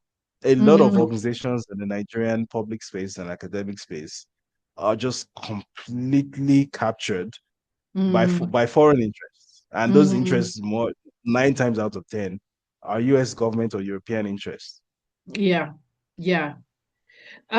So I would like to go to that. I've first heard it from you, so I really would like to hear more about it. The asymmetry of information. What's that? What does that mean? So when I was growing up, say in the 90s, um, I don't know how when you guys in Kenya got access to mobile telecoms. So we didn't have widespread mobile telephony in Nigeria till like 2002. Yeah, it's around the same time. Yeah. So for much of Africa that I'm aware of, so for example, in places like Togo and Ghana, it was much earlier than that, maybe 99, 98. They already Mm. started having widespread access to these things while we Mm. didn't. We Mm. didn't we didn't have, I think it was statistically, I think more than half of the current internet population in Nigeria came online from 2011. Mm. So you would say up until 2011, there was pretty much barely anybody online in Nigeria compared to the numbers that exist now. So if you remember, I mentioned in my previous example about the things that were on public record once upon a time, and because it was in the pre-internet era, nobody knew. So there has been that um there's been the access to information that different populations have has been different. So if you live in the so-called global north, for example, maybe from the 80s, the late 80s, you not only had mobile telephones, you already had internet Mm. as a regular normal person in the Yeah. UK or in the US, Norway or Canada or wherever. From 1988 or so, you already had internet. So it was Mm. already a thing. Mm. We didn't start having that as our normal day-to-day experience till maybe 2 decades later. Yeah. So what that meant is that based on that huge advantage, that time advantage of having access to instant communication and instant information, certain populations have been able to build certain advantages in for themselves that we didn't have access to. That is starting to change, or that has already significantly changed because now that due in no small part, by the way, to the existence of the country known as China, um, it's almost impossible to gatekeep information technology any longer. So, in addition to the smartphones that most Africans use, which are almost overwhelmingly Chinese made, even the mobile networks that most of us use are built on Chinese infrastructure. Most of us don't know that. So it's Yeah. companies like Huawei that supply most of our information architecture across the continent because they are the only ones who supply it at the rates that we can actually afford. Yeah. Right? It's not Motorola or Verizon that's going to do that for us. Yeah. Right. So based on these advances that we've had over the past couple of decades, that's asymmetry. So asymmetry means that uh okay, to explain asymmetry, you have to explain symmetry. Symmetry means equity. So everything is equal, Yeah. right? Mhm. Asymmetry means there's a difference Mm. in state. There's a difference in quality. So um the asymmetry of information that once existed was that a child born in Switzerland and a child born in Nakuru had very, very, very different expectations for how their lives could turn out simply based on the information that they had access to. You can Mm. only you can only imagine, I guess, what you've seen, Yeah. right? You're only capable of dreaming in terms of what you're familiar with. Yeah.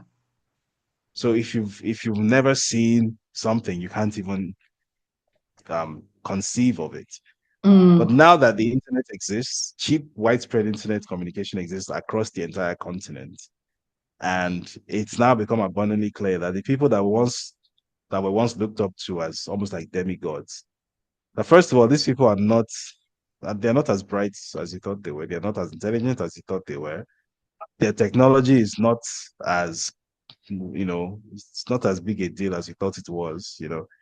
What took them 200 years to get to, the Chinese did it in 30 something, and the Chinese have actually overtaken them now in Yes. most.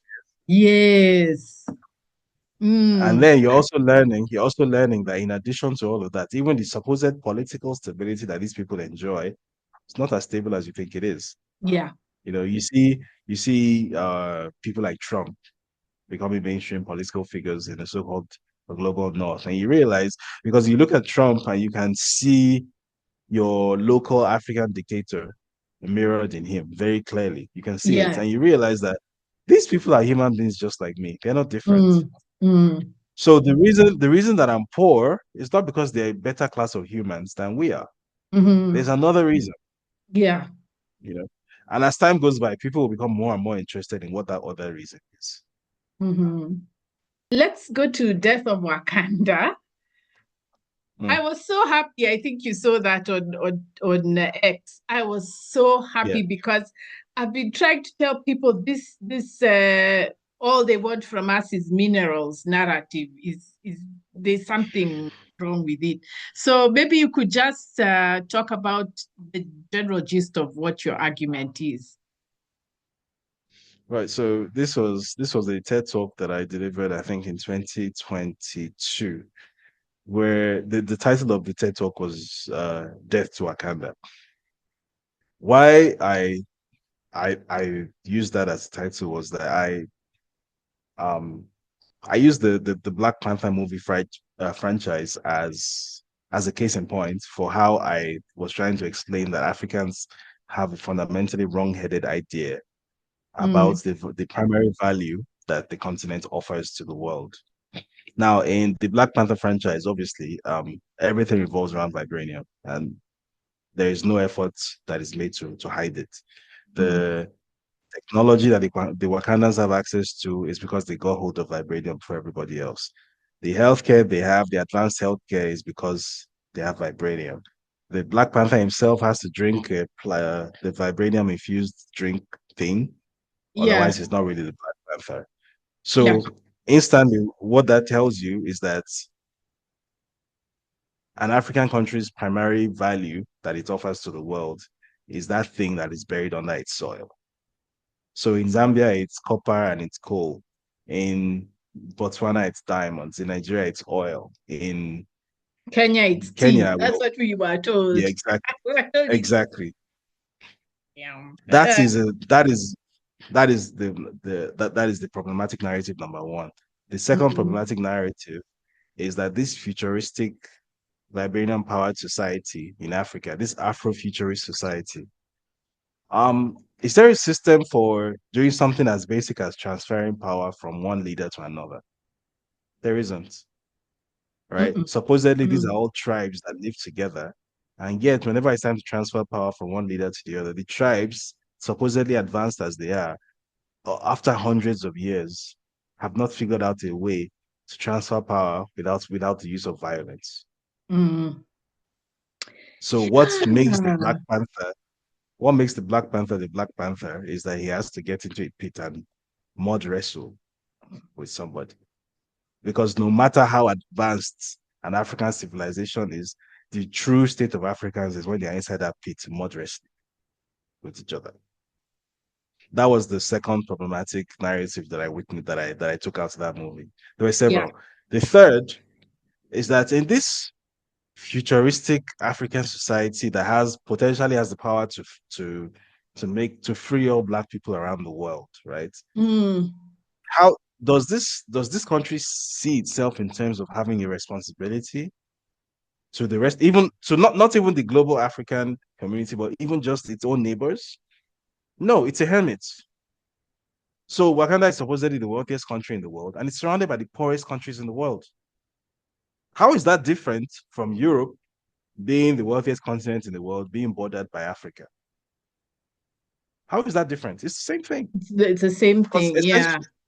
Yeah. essentially the message that the movie is telling you as an African is that your ideal state in your a developed African country or a developed African society in its ideal state shouldn't cooperate or coexist with its neighbors, and Mm. that it should rather be a hermit. So if you watch Black Panther 2, where the I think the Wakandan country has an outpost in Mali, right? So you get to see what Mali looks like in Black Panther 2, and it looks the way Mali looks like in real life. It's an undeveloped, poor, devastated desert kind of thing, right? And then Wakanda built this huge edifice in the middle of nowhere where they are basically doing the scientific equivalent of magic inside it. And Mm. yet, 1 kilometer away, there are children who don't have water to drink. And Wakanda is Yeah. okay with this, Yeah. right? So essentially, what that is telling you is that what you should aspire to as an African hoping to live in a developed African society, your aspiration should be to become France, because that's basically what France is.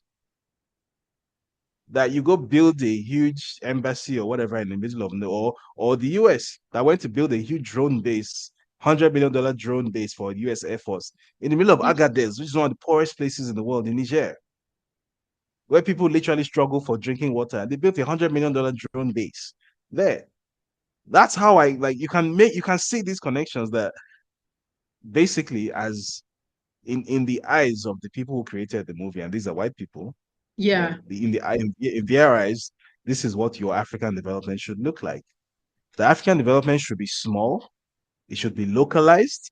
So it's not the whole of Africa that should be Wakanda. It's one tiny place that should be the wealthiest place in the world, but it should Yeah. have no effect on the countries around it. It shouldn't trade with those countries, shouldn't have diplomatic cooperation with those countries. There should definitely be no immigration from those countries. So Wakanda's border is so tightly secure that you can't even see it. You physically cannot enter Wakanda. It's physically impossible to enter Wakanda, except you have this genetic predisposition to being able to enter it, right? So this is programming on so many levels to tell you that you should separate yourself from your brothers, which is, I mean, That you anyone who can has studied develop economics, without any input from outside, no exactly interaction with that outside. you can develop in a vacuum, which is complete Yes. nonsense. That's not Yeah. true. Yeah. That's absolutely not true. How in an Africa, even if you're not in Africa, where is it in the world that you can develop in a vacuum without trading with your neighbors? Where does it happen? And Even the US, which prides itself as this huge standalone economy, it has a huge trading relationship with Canada and with Mexico. yeah. Even the US. So where does it happen that you have this wealthy island that doesn't need interaction or trade with anybody? It's nonsense, right? But I can completely understand why it the because as I'm sure you know, a lot Yeah. of the budget for these Hollywood movies comes from the same places where the budget for the NGOs comes from. So I Yeah. can understand why someone from Langley or from Virginia, from wherever, who is signing the checks for these movies would want such messages to be put across in the movies. I can understand why, if, for example, you're from an institution that the director once famously said that the greatest threat to America is Negro unity, right? That the then FBI director, what was his name? J. Edgar Hoover, right? Yeah. Evil Yeah. person that he was. So if you come from the same intelligence community that believes such things, then I can understand why you would want to fund a movie that is instructing Africans to isolate themselves from each other and to try and develop in silos, which is completely unreasonable and impossible. And that if they develop in silos, it doesn't occur to them that when you are in a silo and you are not cooperating with your neighbors, it's easier for someone to pick you off. And you can even see that even in the movie. Because why Yes. does Wakanda get attacked in the movie? It's because that's in the second Black Panther movie. Why is it possible for Wakanda to be attacked? It's because it's standalone. Had it been with the whole continent of Africa, then the civilization that attacked the Wakandas wouldn't have had a chance. But it's because it's this one city and it's this one place. That's why. So And one even in the midst mineral. of exactly, so even in the midst of trying to put that propaganda message in your head, they still mock you and show you the outcome. And show you the outcome of this thing that they're trying to tell you to do. So that's another set of problematic narratives. And then another, in my opinion, the most problematic narrative that I picked out of Black Panther was the idea that the one person in the entire movie who actually had the right idea, who actually understood that the way to fix the problem that afflicts Africans globally is action. That one person didn't survive the movie. And to put that in perspective, this is a Yeah. Marvel cinematic universe where some of the most morally repulsive characters you can imagine, people like Loki. How many movies has Loki appeared in that series? Five, six? People like what's the guy? Thanos, who literally killed half of the universe. Thanos survived the movie that he killed half of the universe and he made into the next one. Killmonger, whose only crime was to try and free Black people globally. Killmonger did not survive Black Panther. What is it that Killmonger did that was so terrible that he was deserving of death when someone like Loki was not deserving of death? What was Yeah. Killmonger's crime? Killmonger I basically, couldn't watch Black Panther 2 because of that. I just said I don't think I want to torture yeah. myself, His getting crime was annoyed. basically Was that look, to want to he unite Africans. yeah, he made the links. He made the links that these things that I witnessed as a child growing up in an African American community in the US and these inequalities and injustices that I witnessed are a direct result of Wakanda not playing its role in the world.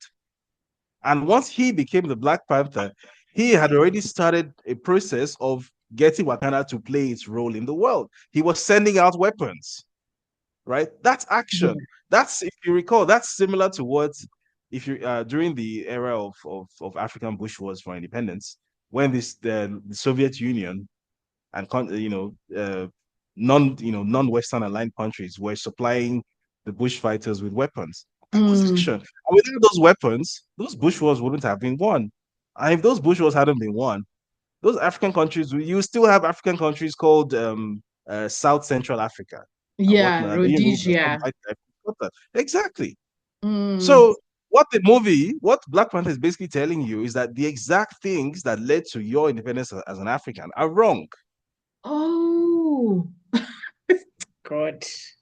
I've not seen that You know, one. but because it's a No. movie, it's entertainment, and people lack understanding of just how deeply intertwined American intelligence is with the so-called Yes. entertainment industry. They don't Mm, understand this is not just entertainment. This is programming. mm, This is programming. This is messaging. It's propaganda.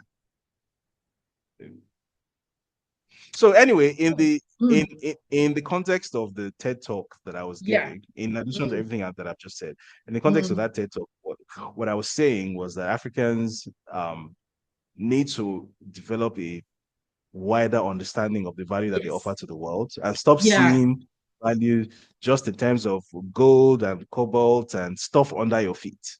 Mm-hmm. That you actually and your personal development are actually the most important things and the most That important is economic true. resource that Yes. Africa has. Because Yeah. ultimately, even those things that are buried under your feet, the only thing that really gives them value is the potential they have to be used by people to do other things. So ultimately, value is still created by Yeah. people. The things in and of Mm, themselves have no intrinsic value, right? A lump of coal is just dirt in the ground until somebody figures out that it can be used to generate electricity. yeah. Right? So the value is not the lump of coal. The value is the idea in the person's head, right? Same with a bar of Mm, gold, which is used to represent value. You can't eat gold. You can't do yeah. anything with gold. It's just shiny metal, right? Yes. What gives it value is that somebody figures out that because this thing doesn't rust and it's heavy, it can be used to represent value. And we create this fictitious entity called money. and we use gold to represent value, monetary value, and then we use that instead of doing trade by barter. That's what it is. It's an idea. Ultimately, what has real value in human societies is ideas. Africans need to Mm. focus much more on human capital development because it's the 2 billion Africans who live on the continent that are the continent's biggest economic resource, not the stuff buried under it. So that links to what you're saying about information and journalism, that it's important to keep Africans just thinking at the basic, that they never move to the next level and make the connect. Exactly. Exactly. Hey, that is going to be a hard one because at least in Kenya, there's a huge propaganda against ideas. People say that it's irrelevant. Nobody wants to employ you for what you think. Ideas don't help the woman in the village. There's so much anti-education propaganda. That is actually American. Its source is American. Yeah. Oh, and what do you think? I don't know. I'm also getting tired of science fiction because I feel that the future is imagined in one special way. I don't know what you're thinking about it, especially Afrofuturism. So again, I'm probably the wrong person to ask because I have very Yeah, little time yeah, for Afrofuturists, me too. precisely because as you rightly said, I feel like it's either a bunch of white people who are the ones doing it, in which case I have no interest in it, to be Yeah, honest, or it's a particular type of African that is doing it who is influenced very heavily by ideas coming out of white people, yeah, right? I'm yet to see an original African vision for what an Afrofuturist society looks like. I've read a couple of those books and I was like, Well, in one of them, I was actually very annoyed when I read the book. It's supposed to be about Afrofuturism, and it's basically that humanity has become a space-going race. Humanity has become a multiplanetary civilization, and in that multiplanetary civilization, all the captains of the ships are still white. All the like the power structure is exactly the same. And then there's this one first black guy who no then becomes way. like this, that concept of the first black person to so Yeah, and so and so. And yeah, I hate that concept, by the way. I yeah, absolutely me hate too. it. And this entire book, which is Afrofuturism, is about a first black guy. And I couldn't make it past halfway. I was like, yeah, that's it, I'm done. Because even in this future driven society, humanity is multiplanetary, space travel, spaceships, and humanity still, black people are still the, they're still stuck in stage one. They're still on the planets selling drugs and doing whatever. And the people flying the spaceships are white people. And then there's a first black guy who gets to fly a spaceship and can command a black crew. And somehow, that's what I'm supposed to applaud. Like, get out of here, man. I'm not reading that nonsense. Where would you put Nigerian pop culture? Like Afrobeat, Burna Boy, Nollywood, Chimamanda. Nigeria produces the cultural icons. They produced um It used to. It used Shoyinka to. and Achebe. Now this is where we are. Nigeria is basically still running the It used show. to. Yeah. It used to. It doesn't do those things anymore because, as you may Okay. or may not know, Uh-huh. Nigeria has fallen, or the Nigerian entertainment space or pop culture space has made the same mistake that so many before it have made, which is Uh-huh. that the minute a white guy comes to you with gold in his hand and you jump at the offer and you don't realize that he owns you now. So um I don't know if you've noticed over the past 2 to 3 years, they haven't really been. There used to be a time when almost every year there's a new megastar coming out of Nigeria. Yeah. There's a new genuine superstar coming out. For the past 2 3 years, that hasn't really happened. It seems that the Uh-huh. creativity has slowed. But now, what has happened in that time is Yeah. that a lot of the Nigerian independent labels that used to create and incubate all of these talents Yeah. have started selling equity to Universal To Music Group, to Virgin Music Group, and gosh. that's what is happening. So Oh no. what are these superstar artists now? Your Ira Stars and your Tiwa Savages and all those people now, their Mm, contracts are not with Nigerian recording companies any longer. They're now all with Universal Music Group, Yes. Virgin, or whatever it's called, Sony, all your Kids and whatnot. None of them is with the Nigerian record label anymore. So the Nigerian music space specifically is completely bought and sold now. So what you know as Afrobeats is no longer owned by Africans, right? The space that incubated Afrobeats is now owned by white people. And if you check the list of I think it was I think this year's Grammy Awards, or was it the American Music Awards, whatever it was, and you check the Afrobeats nomination spaces, there is like one African artist there, and the rest are all Americans who are now doing what they call Afrobeat. Right.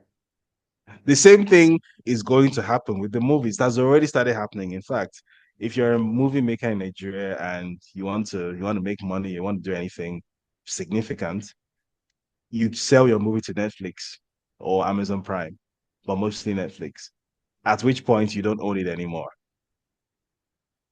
Right. So the independence, I think what people failed to understand was that when Nigeria in the 90s and noughties, when Nigeria was building this ecosystem of creativity, Yeah. what really sustains it going forward is the actual business behind it, not merely the creativity. I think people thought and still think that merely having the source, right, having the creative juices, having the ability to express yourself creatively, the ability to make movies and make music, that in and of itself constitutes an industry. No, it does not, Yeah. right?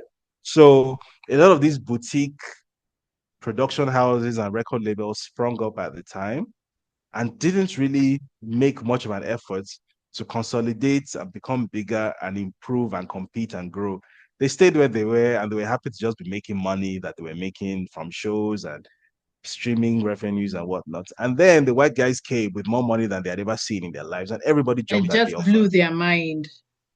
Everybody jumped at the offer. And now, in another 2, 3 years, everybody's going to realize that, hey, we don't actually have an industry anymore. We don't own anything anymore, right? As against what the Indians did, the Indians own their entire infrastructure. The Chinese as well, they own their infrastructure. So what you know as Bollywood is actually Indian. Indians own it, right? Indians don't create movies and sell it to Netflix. Indians create their movies, they market their movies within India. They have a whole cinematic run within India first. They squeeze the movie for every last drop of commercial value within India. Then they give it to Netflix. So we get the Indian movie on Netflix 3 months after it came out in India, right? Because they have that, they have locked their own industry into their own economy. We did not do that. We did not do that. So everybody's just looking for the easiest possible way, the shortest possible route to get a hold of the white man's US dollars. And once they have that, they're okay. It's low expectations, basically. Very low expectations. What? Could you link that? What is depressing? Could you link that then to the story you did, which was how I discovered your work? The story of Dangote and the attempt to sabotage his refinery. Has it Mm. started operations? It has, and I Finally. mean, it's Yeah. obviously facing opposition from the usual suspects, but it's actually operating. Okay. It's actually not doing badly. I wish him Okay. the best of luck. Yeah. So isn't that the attempt to well, these people who are trying to get you to write the story against him, isn't that the idea to lower our expectations anytime somebody dreams of something beyond what we actually have? Well, yeah, it's definitely part of it that look, Africa has been assigned. You can actually Google this, by the way. These are things that appear on documents put out by the World Trade Organization and the US State Department and whatnot. Africa has been assigned a specific role in the global Uh-huh. economy. And this is not a secret, right? I recall, I think it was 2008 or so, a US Army general speaking at the inauguration of AFRICOM said that the remit of AFRICOM is to maintain the flow of resources to the global economy. So the purpose of maintaining a US military presence in Africa is not to protect Africans, not to make Africans safer, is to maintain the flow of resources from Africa to the global economy, because that's the economic role that has been set for Africa, raw material production. So it follows logically that given that that's the role that has been set for Africa, then be it crude oil, be it creativity, whatever it is, the Mm. goal is you must not produce value, or you must not capture the Oh, value chain or whatever is yes. coming out of you. So even if it's the product of your mind, like music or whatever, the most you should be allowed to do is actually sing the vocals or play the instruments, like, or do the dance or act the movies. That's the most you should be allowed to do. Everything from that level on, every economic value created from above that should be captured by somebody else. It's not for you. Same thing with raw materials. What you should do is extract crude oil and export it, right? That's Mm. the extent of your involvement in the global economy. It's extraction, basically. So the same way they extract crude oil and they extract cashews and tea and they extract gold and cobalt and tantalite and lithium and copper or whatever, manganese. The same way they extract creativity. But the goal is the same thing, that you have been assigned a specific role in the global economy and you shouldn't break out of that role. And unfortunately, a lot of us are very much on board with the program. And that explains the war on education. For the last 20 years, the World Bank has been telling African countries you're investing too much, especially in higher education. They don't want people It's not to. 20 years. It goes back way before. I Uh-huh. believe it was 1986, the so-called Oh, yeah. Yeah. Harare Declaration, where the World Yes. Bank told African finance ministers that the global economy does not need Africans with Af- degrees. I think Africans have accepted it. At least in our media, they always say that degrees are useless, they don't add any value, and that kind of nonsense. Yeah, that people should do vocational education. And when they say vocational education, they're not talking Yeah. about high value vocational skills. They're talking about bead baking and cake baking and, sandal weaving. Hmm. That's what they're talking about. Dressmaking, Yeah, carpentry. exactly. And then when Tailoring, it yes. starts to get creative and unique, then it's whisked away. Mhm. My God. Hey, I would have asked you then, what do we do? But, from your experience with journalism, it seems that there's a level where the African public says, okay, I'll know about, what's wrong with the hospital, but I don't need to understand fintech. I was listening to your Yeah. story about Flutterwave. That didn't have a ripple effect, did No, it? no, it did not. Because again, people just look at it as a good story. It's like it's entertainment for them. That, oh yeah, these people are doing something dodgy and they got caught. Yay.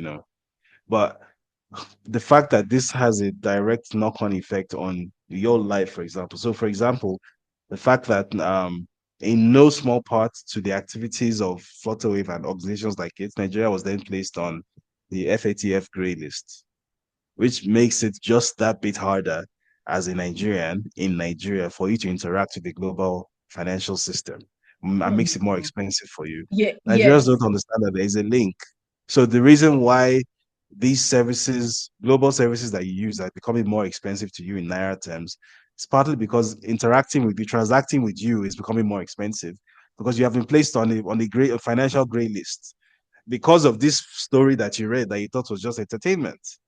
These are the things that A links to B, which links to C, and then links to D. But for some reason, if it's not A that is linking directly to D, if they cannot see that direct straight line, they're not interested. It's by design. It's and I haven't, which was why I liked listening to what you were talking about. I haven't yet mastered how to to do that connection, but I'm starting to see even It's if you do it, it doesn't matter. it's an education thing, I think, Yeah, which is it why. So, is. for example, I am of the opinion that when I do have a child, um, they might obviously pass through the school system for Yes. social purposes.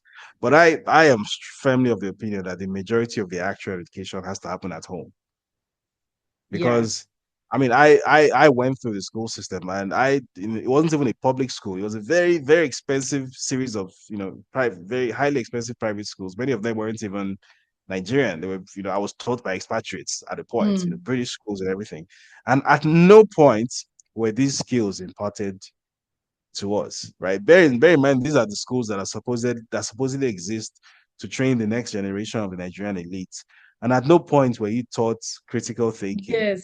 At no Yeah. point, at no point were you taught history. I mean, your own history, not British history, which doesn't have anything Mm. to do with you, right? Yeah. Your own history, like pre-colonial and colonial and post-colonial history. That I didn't learn anything about history in my entire 6334 6 years of primary school, 3 years of junior secondary, 3 years of senior secondary, and well, it should have been 4 years of university. It was 3 years because I went to the UK. At no point did I learn anything about my own history as someone from Lagos, Nigeria. At no point. Everything I know about my history, I learned outside of school. Yeah. Meanwhile, I think it's common sense to say that if you don't if you don't understand the context of where you come from, how can you possibly understand where you even are? Mm-hmm. Right?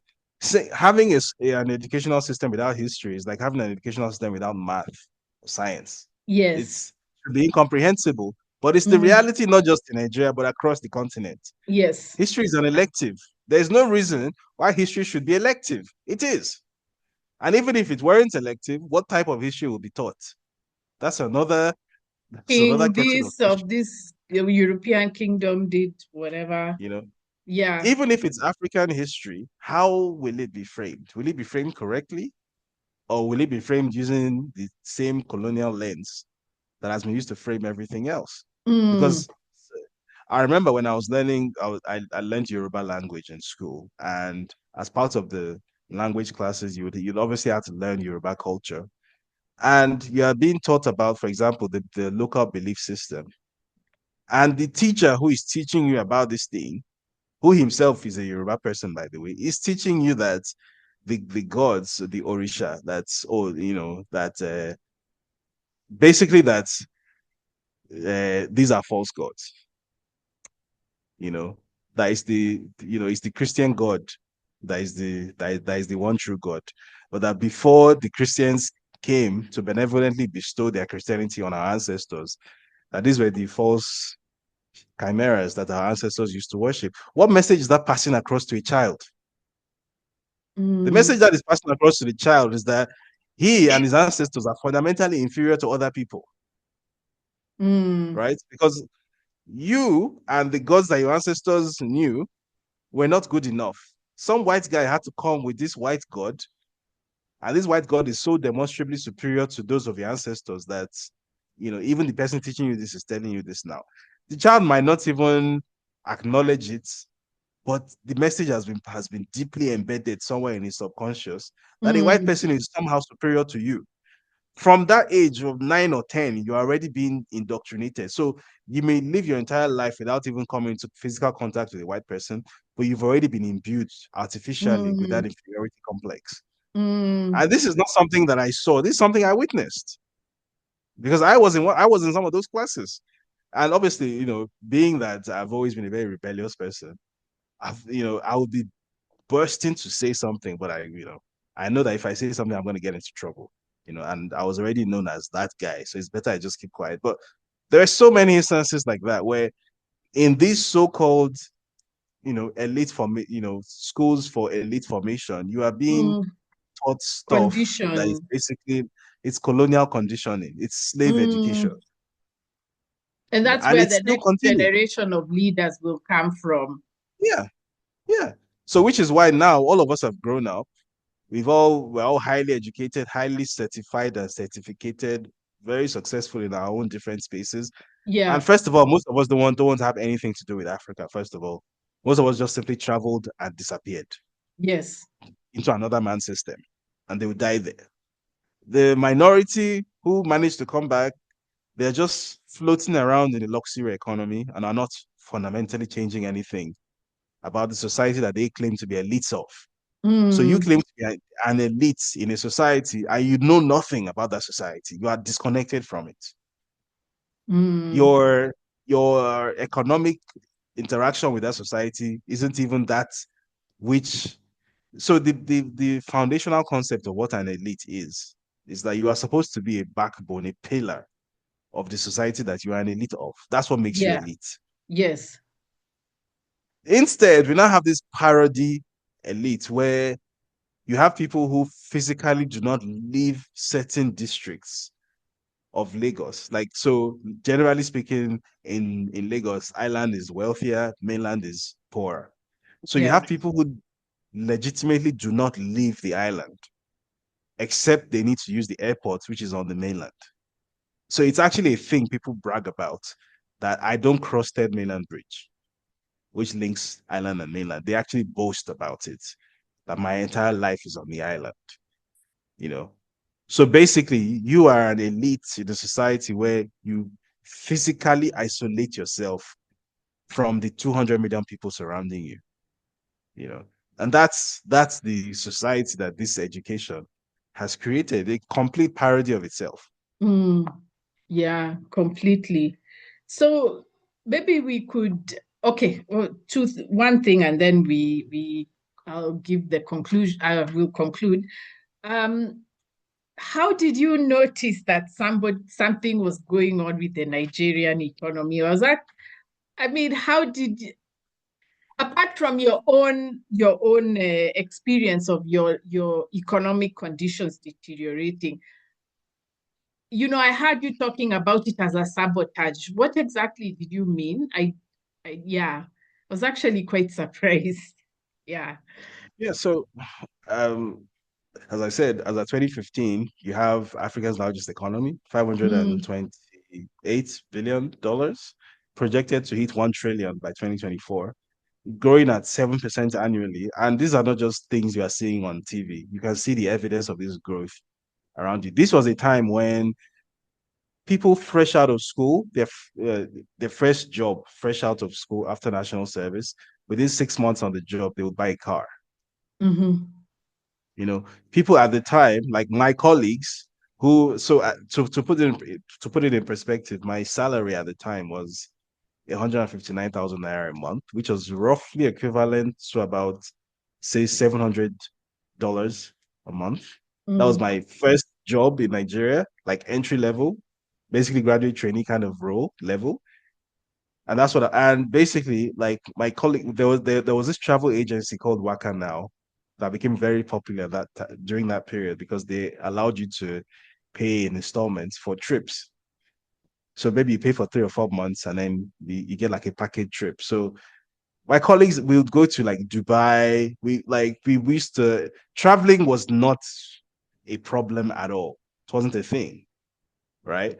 And nobody was filled with any desire to run away from Nigeria. Nobody was trying to travel to go become an immigrant in another person's country. Nobody was trying to travel, get a visitor's visa, and then go and overstay like they do now in the UK and the US and in Canada. Nobody was doing that, mm, right? Because it was clear that the future was here. The future was in it. People were coming back from abroad, like people who. So another piece of context here: the last time Nigeria had like a major economic crisis was in the 80s during the structural adjustment program era.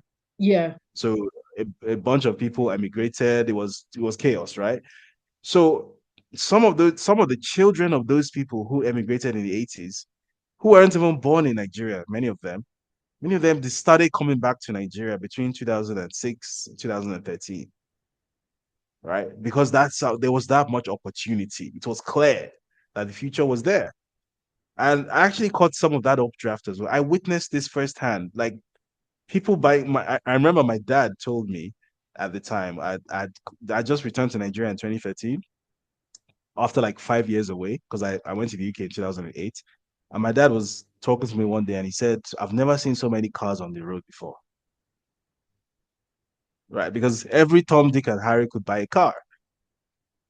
Right? If you had a salary of 100,000 naira a month, you saved up for 3, 4 months, you could buy a Toyota Corolla or something. Yeah, Mm, it was a thing.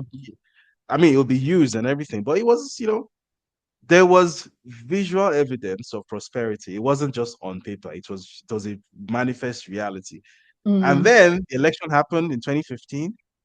And then after the election, first of all, the new guy, the American backed guy, Muhammadu Buhari, it took him almost a year to appoint a cabinet, first of all. So for I think 8 months or so, basically nothing happened within the Nigerian government. Bear in mind that the Nigerian federal budget is the largest single source of liquidity into the Nigerian economy, right? So without having executors to actually sign stuff, basically money is just hanging in the treasury single account and it's not It's getting not, into the economy. yeah. So that in 2015, like Uh, the budget for 2015 had already been signed. So that wasn't so much of a problem to the end of 2015. yes. 2016 was when the problem started. There was no budget in 2016. So basically, like for the first 6 or 7 months of 2016, there was just an economic standstill. Nothing was What happening. was the Contractors, public uh, talking about it? I mean, we were trying to, but the media was Mm. still very, very much on this new president bounce, so to speak. The media Yeah. was making every excuse it was possible to make for this guy. The media was saying things like, he's the new sheriff in town. He needs to be given time to deal with the Time. corruption Yeah, of the we past administration, all that stuff, right? like we read So, from the same script. Even Kenya, that's oh a yeah, very strong narrative. it's possible that it's more than just the same script because it's possible it's the same people who wrote it. Oh, you know? Yeah. Okay. It's possible it's the same people who wrote it. Because, by the way, some of the actors who were present in Nigeria's 2015 elections were also very, very present in Kenya's 2016 The elections. 17, it was 17. 2017, rather. So, you might know a company called Red Media. These two guys, Chude Gideon and Debola Williams, who were very active in Buhari's election in 2015. They created a company called Statecraft, which they used in Kenya. They were working for the opposition candidate. I think his name was uh, Kenyatta's opposition. What's his name? I've forgotten. Raila. Raila Raila. Odinga. Yeah, Okay. yeah, Uh-huh. yeah. They worked for him, and it was that stunt he pulled in 2017 where he swore himself in at Kasarani Stadium and whatnot. That was their idea. Mm-hmm. That was their idea because they had come up with something similar in Nigeria that if Goodluck Jonathan doesn't concede the election, then Muhammad Buhari should swear himself in at the National Stadium in Abuja and constitute a parallel government and Yeah. whatnot. So that was what they did in Kenya actually. So Okay. as I said, it's more than just a coincidence. Some of these things is literally the same people Mm. writing the same scripts across the Mm. continent. So Mm. So from early 2016, you could see that there was a problem. There was no money moving around. There was no money circulating in the economy, and we're just hearing a bunch of stories and a bunch of excuses. And then Yeah. even more alarmingly, the exchange rate started spiking for no real reason, right? And what was actually happening was that a the new president's people who had been out of the fold for a long time decided that this was their opportunity to make money. So what they were doing was they were intercepting forex from like crude oil sales or whatnot. So the central bank obviously gets the forex. Normally, what happens is that the bank then allocates the forex, which is sold to importers and whatnot.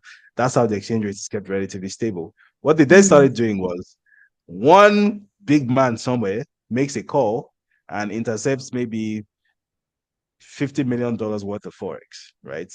And then uses it to there's this thing called round tripping where you create scarcity. So you've intercepted this huge batch of forex. So instead of it going back into the system, you've held on to it. So the forex is scarce. So the exchange rate goes up because there's obviously demand-led inflation. And then when that happens, then you sell and you take a profit and then you do it again. And that's what some people did between 2016 and 2017 and became actual billionaires with Mm. a B, Mm. right? And in the process, the exchange rate was absolutely obliterated. It went from 280. By the end of 2017, it was touching 500. No, sorry, it was touching about 400. So it nearly Yeah. doubled in the space of Yeah. like just over a year. Yeah. And it never got better. And you could see all of this. And as all of that was happening, the price of food stuff was also like was doing some very, very weird stuff. So I remember back in 2015, we'll go to ShopRite with I think like 30,000 naira, which at the time was roughly divided by 200. That was like 120, $130. You'd go there and you would come out with like 15 bags worth of groceries, like a Mm. huge. And literally, like just a year later, you go to ShopRite with 30,000 naira, you come out with like 4 bags. Like the inflation was crazy to witness in real time.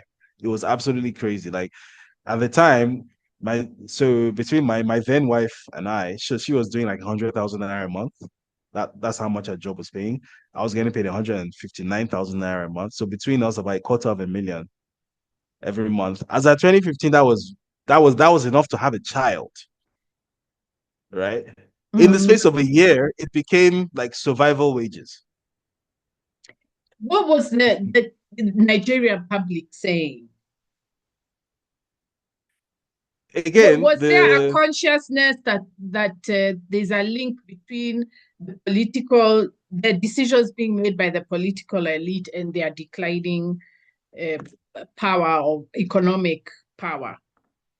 So part of the problem, which I think is also an issue you also have in Kenya, is Yeah. that the political conversation was so extremely polarized for Oh, tribal reasons, for all sorts of reasons like that. It was so extremely polarized that it was possible for the government to get away with everything.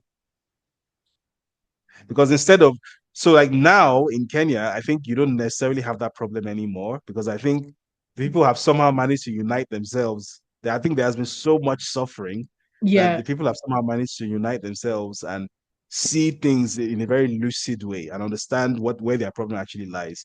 But back Mm, then, and even in Kenya back then, it wasn't that different no. where Yeah.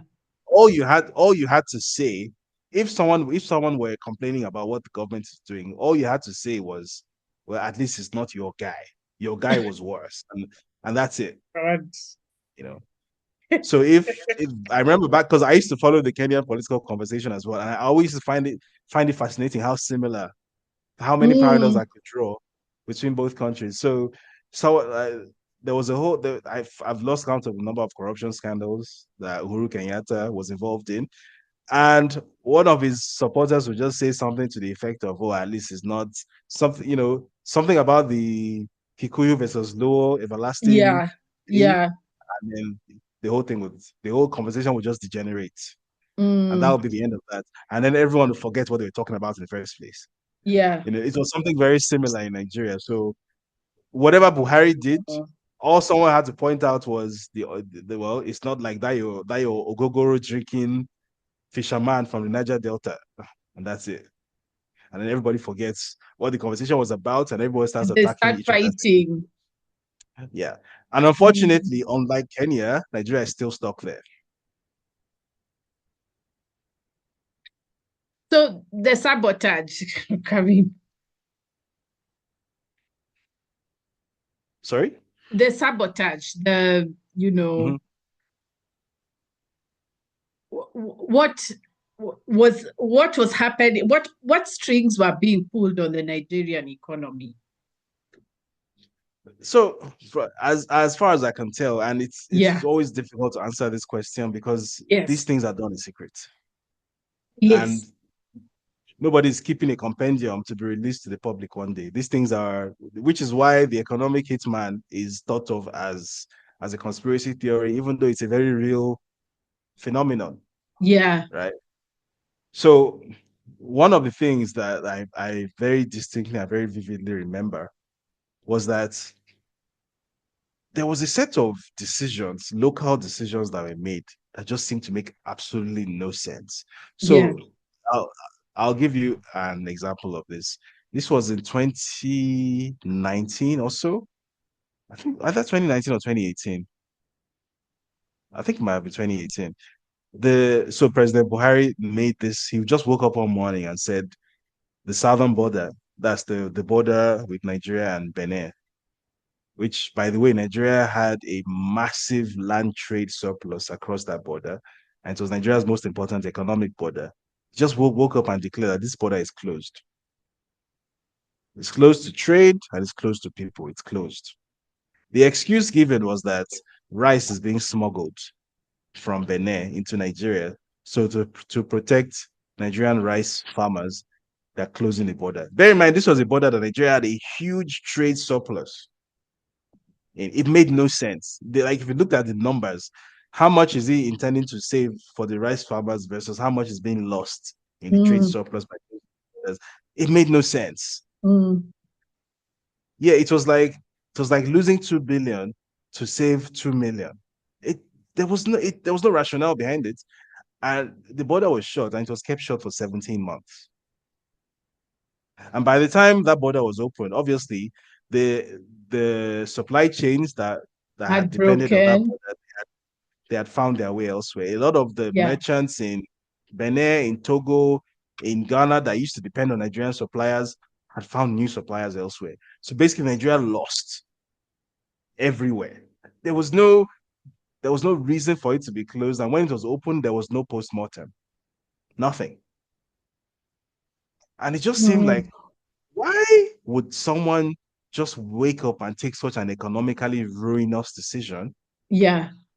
There's very little pushback in the media. The civil society just looks the other way. They're not interested.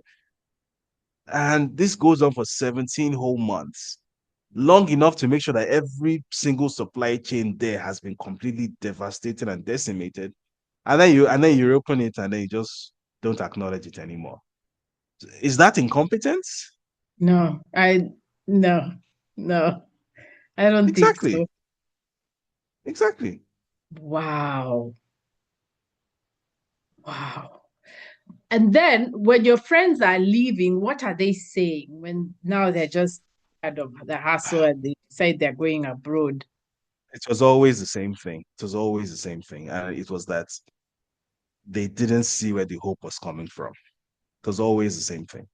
That I can keep this going for Yeah. 2, 3, 4 more years, but why? What's the point? It's only going to get worse. The context is that we're all at a point in our lives where we're getting married, having kids.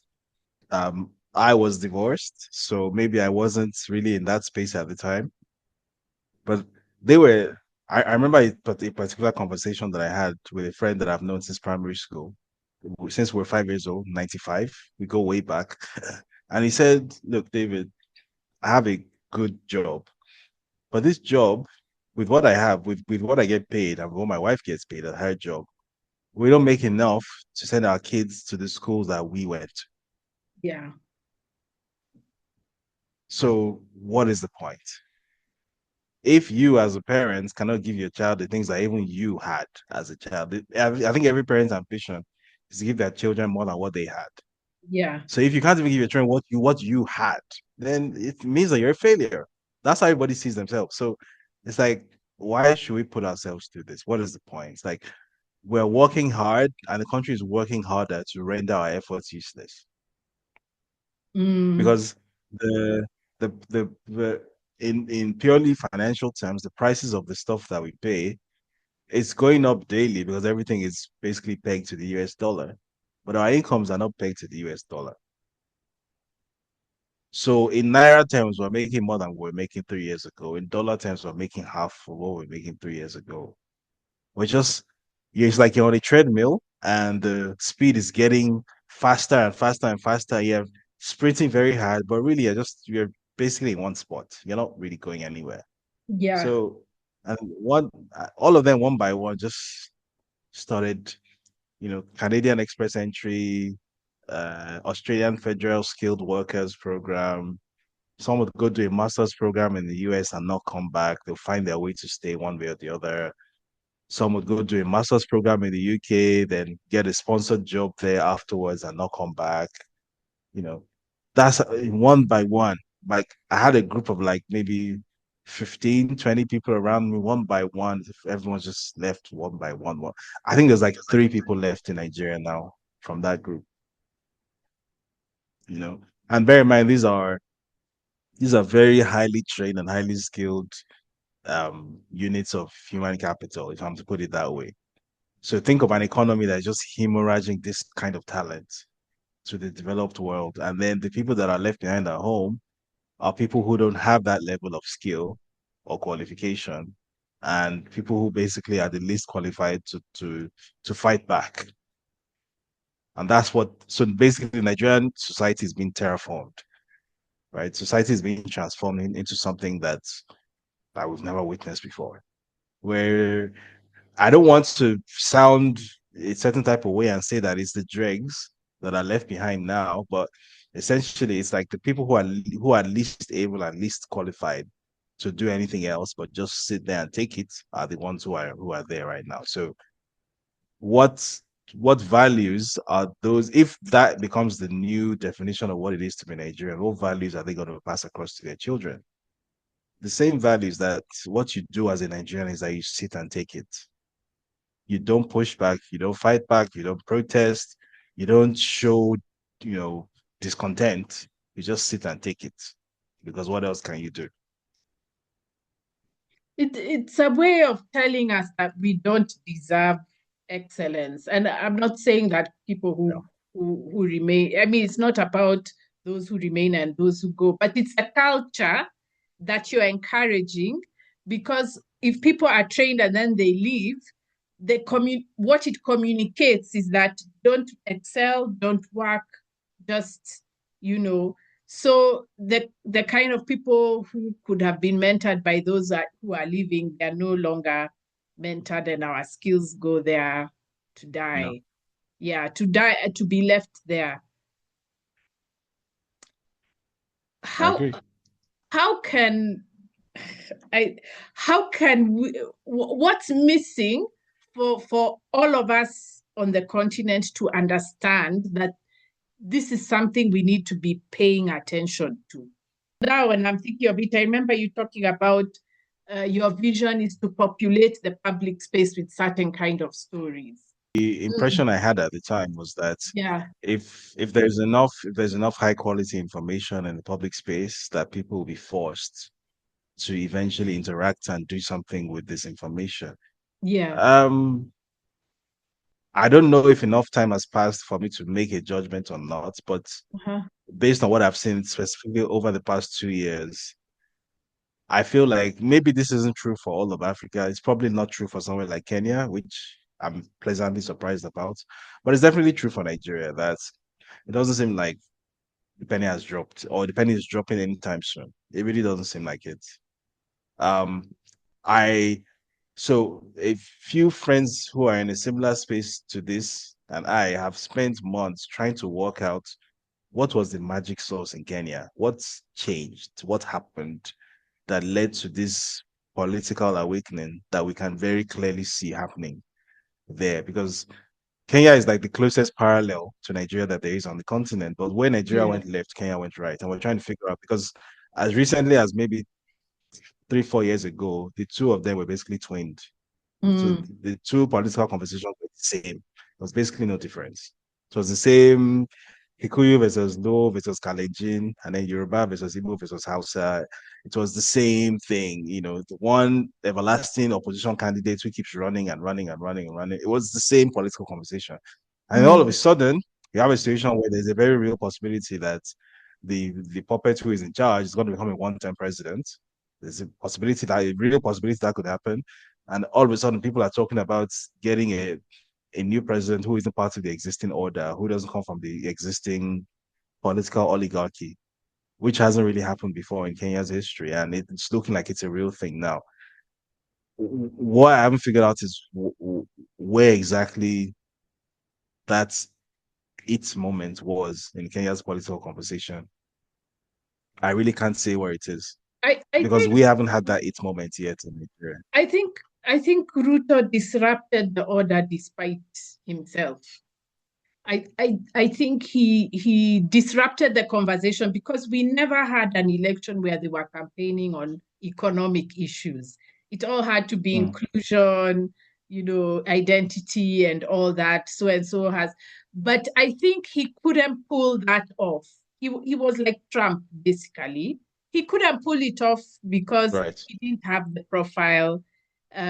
So he needed to disrupt it, but he thought he can disrupt it and then go back to identity, Right. But it couldn't. religion, whatever. But it was too late. He opened the door and the Kenyans just went through it. They just went through it, and it was, we couldn't unsee what he had made us see. And that's, they're trying, even what the US ambassador was doing was trying to get that door back closed. Mm, So she started mm. visiting ethnic leaders, dropping some hints. So I think they're still trying to close that door, and they are going to try until 2027. But we'll just wait and see. I'm not as optimistic because we are on a treadmill. The issues keep changing. People are still always being abducted. The social media That is is true. always has That is these true. these news stories of celebrities, sex, and we can't focus. We can't focus on a political agenda, and I think it's by design. So I don't know. I'm not very hopeful. I think we will be distracted by 2027, but you never know. You know, yeah, we can keep up. I I'm mean, hopeful. I hope I hope that the sheer amount of death that was witnessed this year Yeah. is not something that Kenyans are capable of forgetting.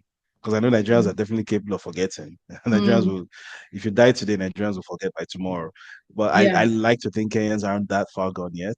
So I think this was June, was it? Was it July?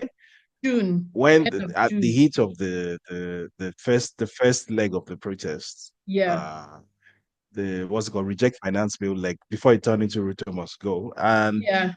I remember I can't get this picture out of my head because this is a place that I used to hang out a lot at when I was in Nairobi. Tom Mboya Street in on at CBD. And I Yeah. remember there's this I think it's called the Imenti House.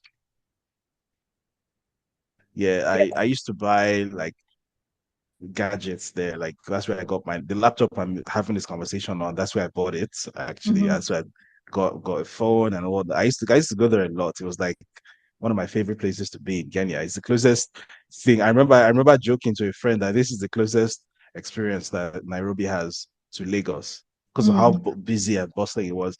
And I remember I was scrolling through Twitter and I saw somebody's brains lying on the road, and there was a body and someone's brain splattered all over the pavement. And this guy was just a protester. That's all he did. He just protested. And like Mm. they shot him dead. Like, hey, headshot. That was incredible to me. And I would like to think that maybe Kenyans are not used to seeing such things. So maybe Yeah. the They, sheer yeah. viciousness, maybe we'll be able to sustain that energy. Because Mm. I don't think, to the best of my knowledge, I mean, I wasn't grown up at the time. I don't remember, but I don't think even during the Moi era, it was the brutality was that open and blatant. No, it So wasn't. Actually, the Kenya government has been very good at hiding bodies. So we just hear stories, but there are no pictures. This was the first time right, we were seeing the casualties of government brutality. So I think they are trying to, because we've had massacres which people don't even know about. We just hear from stories of those who lived it. So there's no public memory. But this time, I think we just had a clueless government that shot itself in the foot. But I think the American government has been quite busy trying to sanitize and put us back to the yeah, tribalist. yeah, that much is clear. Yeah, That much is very clear. What's her name? Meg Meg Whitman, I think Whitman, is her she's name. now resigned after Trump won, but that's basically, you can see that they're trying to push us back to the tribal narrative. You people should be fighting over tribe, or at least gender, but something that has nothing to do with Mm. power and the economy. That's Yeah, the you tension should that's always happening. look sideways. You shouldn't look up. Yes, yeah, yeah. Okay, before we now two more things. Now that I've mentioned Trump, what is your sense of what that win says about America and the geopolitics as affects us Africans? Okay, so first of all, what it means for America, I think it's Yeah, very significant for the global south because what it means for America is that that country has reached a point in its cycle as an empire where the decline has become visible in a way that is no longer possible to deny, yeah, and it's almost inevitable now. So it's good news in the sense that the most successful empires, or when an empire is at its most successful, is when it's able to deny that it's an empire. mm, Because when an empire is at its most powerful, then it acts as if it is the very oxygen in the air you breathe. And it's just such a fact of life that you don't even see that it's there. mm, That's when an empire is at its most influential. But when an empire is at a point where it's now threatening people who want to leave its scope of influence, and it's you have a president saying things like, if the BRICS countries create a BRICS currency, then I'm going to lock them out of the US economy. I'm going to slam 100% tariff on their goods. That is an expression of fear. And you know the saying that an empire ceases to be an empire when people stop believing in it. The fact that the empire is expressing fear openly mm, in itself will make people stop believing in it. So it's mm, definitely good news. So mm, Trump becoming president for me is a sign of a declining America, which is very good news for the rest of the world. Now, specifically what that means for Africa, it's here. So one thing I really do not like about Trump's people, let me just say this here, is they threaten you with a good time. Like meaning, they say a lot of things that you're thinking to yourself, "Man, I wish you would do this. I really, really, really yes, wish you would." But I don't believe they have it in them. mm, So you have this guy, the Indian guy, what's his name? Vivek, mm, making noises about potentially defunding the National Endowment for Democracy, NED, which is the infamous CIA cutout that is responsible for most regime change operations in the world. And yeah, I'm thinking to myself, that would be amazing, but it's never wonderful, going to happen. yeah, they would, You know, mm, which again begs the question, like, so part of me isn't sure. Are these guys merely just dumb and incompetent and hubristic, or is this some part of some kind of a game? Like, what is the point of saying things that you and I know you do not have the capacity to do? mm, You know, because you are heading some government agency called Department of Government Efficiency, which has no executive power, which can only make recommendations. And then you are making noises about defunding the deepest part of the American deep state. Really? Why are you mm, doing that? So, mm, again, I don't like being teased, right? mm, Or when this or the other guy, what's his name, Cash Patel, who is now FBI director apparently, is talking about how he's gonna declassify everything, and I'm like, oh, I wish you would. I I know, wish you would, please, you know. please, But yeah, but I don't think he's going to. I no, don't I think he's don't going. think so. So, Yeah, maybe but it's the what I bravado that they like, the Americans like. maybe that's what it is. But what I can say for certain, the one thing that Trump's presidency does guarantee, regardless of whatever it is that his people do or don't do, what his Yeah. presidency does guarantee for Africa is that the kind of close coordination and cooperation required to keep that empire running across Africa is not going to be there for at least 4 years, because Mm, he's going to be way too busy upsetting people within the empire's inner workings. He's going to yeah. be starting fires, picking fights with people, settling his personal vendettas, getting revenge on people across his supposed deep states that he obviously has his personal beefs with. I mean, as far as he's concerned, they tried to kill him twice. I can't prove it, but I also believe they tried to kill him twice, because I Mm, think it's a remarkable coincidence that two completely untrained people managed to put bullets within a few inches of one of the most heavily guarded people in the world. I think Mm. that's completely incredible. But anyway, that's by the way. They've also dragged him across the criminal justice system. They've put his face on the criminal mugshots. They've given him every incentive in the world to make their lives as uncomfortable as possible. So just the sheer amount of conflict that is going to be, and even from listening to, so this morning I was listening to a VOA broadcast, right, just to get a picture of how the Americans are thinking. Mm. And in the VOA broadcast, VOA is funded by the State Department, obviously, it's part Yeah, of the US yeah. government. And the VOA broadcast is basically, they were talking about how in LA, in Los Angeles, they're preparing for Trump's return, that while Trump is talking about deporting illegal immigrants, that LA is finalizing plans to create to maintain the status as a sanctuary city. And then the reports when they started interviewing some of the illegal migrants and the city officials who it was basically an anti-Trump broadcast from the VOA. So it's very clear that the apparatus of state really does not like this guy at all. Yeah. They really, so the same way he intends to go to war with them is the same way they intend to go to war with him. Mm. So for the That's next true. 4 years, the American empire is going to be beached for the next 4 years. It's going to be stuck in beach sand, fighting itself for the next 4 years. So what that means for Africa is that within that 4 years, or well, some would say it's 2 years, because some believe that by the time the American midterm elections come around, that Trump might no longer have control of all three arms of government. So, some say this window is actually 2 years, but whatever, between 2 and 4 years, Africa has a window to do whatever it can to exert some level of sovereignty. So, if people decide to exert that sovereignty and, use it for something positive, then there's a possibility. Again, that will the ultimate outcome to an extent will also still depend on um what happens after Trump. Because there are two ways this could go. It's possible that Trump could be everything that he says he is. He could create so much chaos within the US system that he basically deals a terminal blow to the American ability to function as an empire. So Mm. maybe, for example, he starts a US civil war. That would be like my wet dream, for example.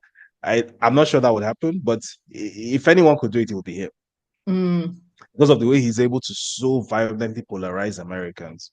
No one has been able to do it before. It's, Mm. it's brilliant the way he has been able to accomplish it. Um, so it's possible he could be that guy. It's also possible that he basically would just go out with a whimper, like all hats but no cattle. Promise a bunch of hot air and deliver nothing. And at the end, the so-called deep state comes back, whether in a Democrat or in a Republican shape, but it comes back Good. and it basically just reconsolidates all over again. So the whole process starts again. A bunch of coups and regime change operations start happening all over across the global south, all over again. It's like, And then all the net funded, yeah, brainwashing, yeah. propaganda. Oh, So that's also another possibility. So God. again, we still need to see what happens from 2028 on. But I think within the next 2 to 4 years, Africa still has a window to do something that will make it more sovereign than it currently is. And Africa has every incentive to want to be more sovereign than it currently is, because basically, the more sovereignty you have as an African country, the more food you have in your stomach, literally. The American Mm. Empire, so the American Empire in Europe, even though it still exists imperially there and it still tells them what to do, there's a more symbiotic relationship with them there. The American empire in Africa is purely extractive. We get Mm. nothing from from it. It offers nothing to us, right? Mm. So it's not even that, oh, it occasionally builds a few roads, or it doesn't even do that. It gives you absolutely nothing in return. So Nothing. Mm. as an African country, you have no incentive to want to maintain the status quo. None whatsoever. So um let's just hope anyway, fingers crossed. I hate saying let's just hope, because hope is not a strategy, but Africa makes me say that a lot. Let's just hope. So once again, here we are, just hoping. Okay, so we can end on. I think the Pan-African consciousness for me is a source of hope that if we can get clearer. I think we are not clear as Africans what that really means. And you said even you used to call them hoteps, and now you've kind of sort of seen the value of thinking regionally. So just tell us, what is the value of thinking in that way? So that's a very wide angle question, but I'll try and narrow it down as much as I Okay, can. please. So Yeah.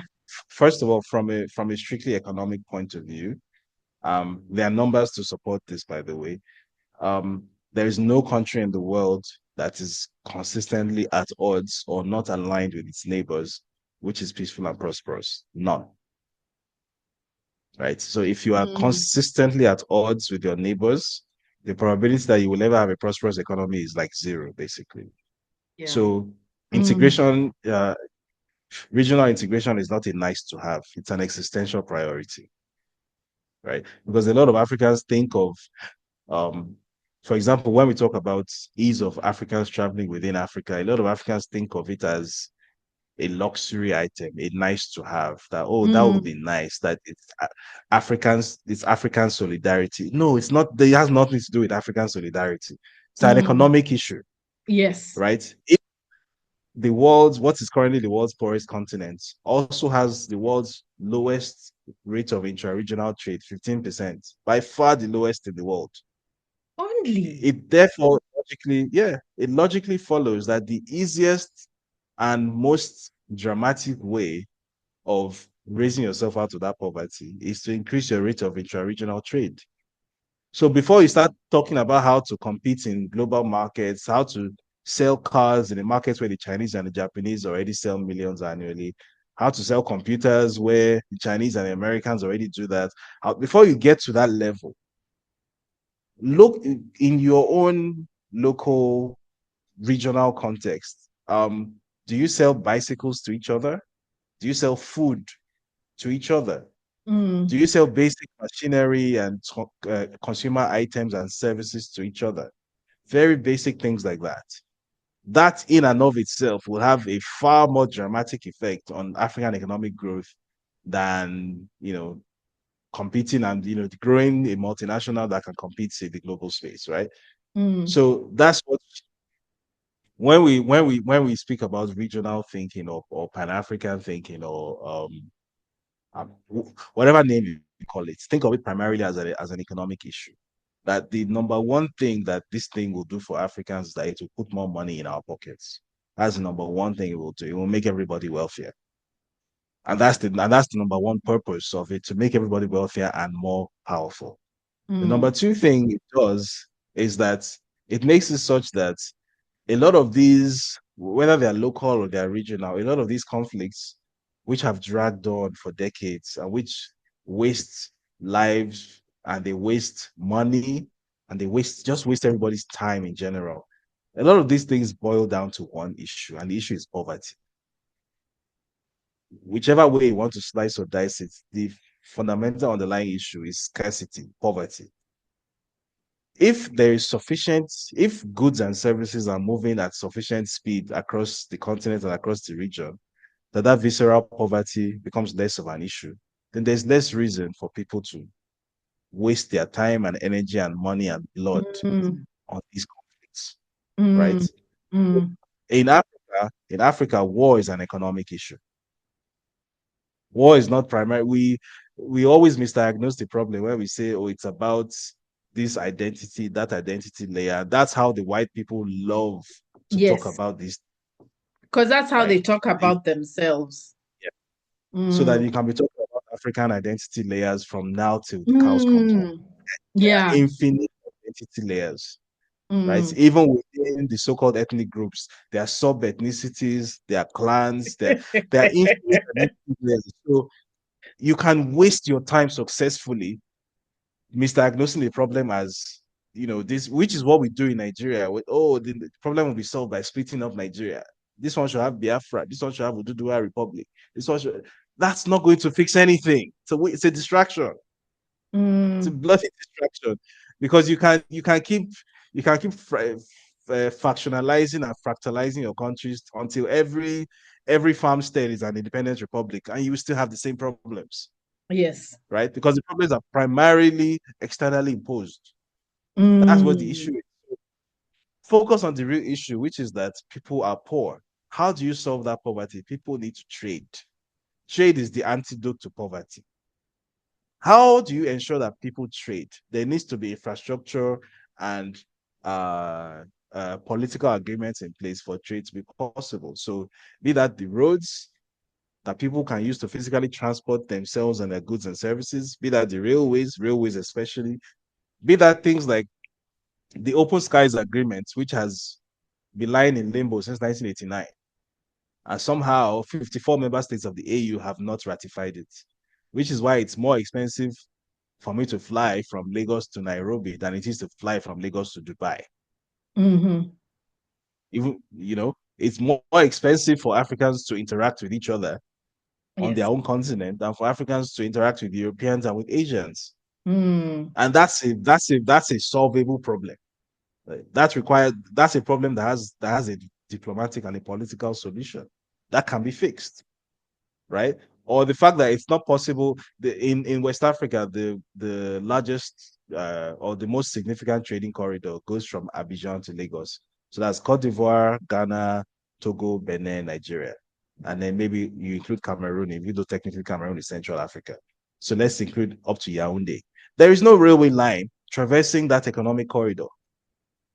So basically, the most significant economic corridor on a quarter of the continent is not linked by rail. These are where the issues are. This is how come these places will be poor. This is how come somebody will wake up like the way the Nigerian president woke up on the wrong side of the bed last year and will decide that he's going to invade his neighbor that we've never had any problems with since we both declared independence. And that has been one of our closest allies, and we're basically the same people ethnically on both sides of the border. It's just that in Germany drew an imaginary line in the sand. We're the same people. And one man woke up on the wrong side of his bed and said, send the Nigerian military to go and attack Niger. And the reason all these things are possible is because we don't have the economic links that we're supposed to have, right? If we had those proper economic links, there's no Nigerian president. Like, as we say in our pidgin, in Nigerian pidgin, they're no born and well. Like, they're no born in Papa well. Somebody will wake up and threaten billions of dollars worth of trading relationships because of some instruction from one Emmanuel Macron in France. Is he mad? You know, all Mm. these things are possible because of poverty. So if I could go back and talk to myself 4 or 5 years ago, that's what I'll tell myself. Stop thinking of this thing as some Yes. sort of emotional project. It's not an emotional project at all. It's an Yes. economic necessity, right? The Mm. same way the European community and the European Union are not emotional projects. The Europeans don't like each other, Oh, they don't. but they understand that if they need to survive, they have to work together. If they Mm. want to dominate Africa and maintain their position there, they have to work together. They understand that. So if we want to defend ourselves and we want our children to have a place in the world, a world that is becoming increasingly more dangerous, by the way, we also need to work together. It's just that simple. And what would you say about the invasion? Because, okay, the East African community, they came together and everything, but the EU infiltrated it and was behind all the policies we were being told are about integration. So, well, to be fair, the East African Mm. community has done a much better job at integration than, for example, ECOWAS.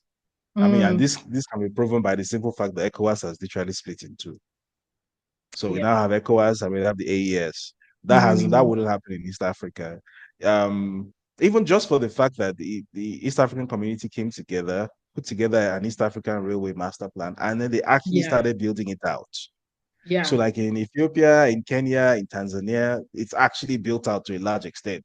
That Mm. represents a measure of success to me. I know you guys in Kenya hate hearing about how the SGR is successful because it's a huge debt, and yeah, I know. But infrastructure is infrastructure. right? Regardless of the size of the debt attached to it, it's there, it's in the ground. Nobody can dig it up and take it away, right? So even if the debt takes 100 years to pay off, it exists, right? In the western part of the continent, that infrastructure doesn't exist yet. It's just talk. I just said that we have the one of the most important economic corridors on the continent, traversing 5 countries, and there's Mm. no railway line. There's barely even a road network, barely, you know. So I feel like East Africa has done a much better job of integrating itself economically.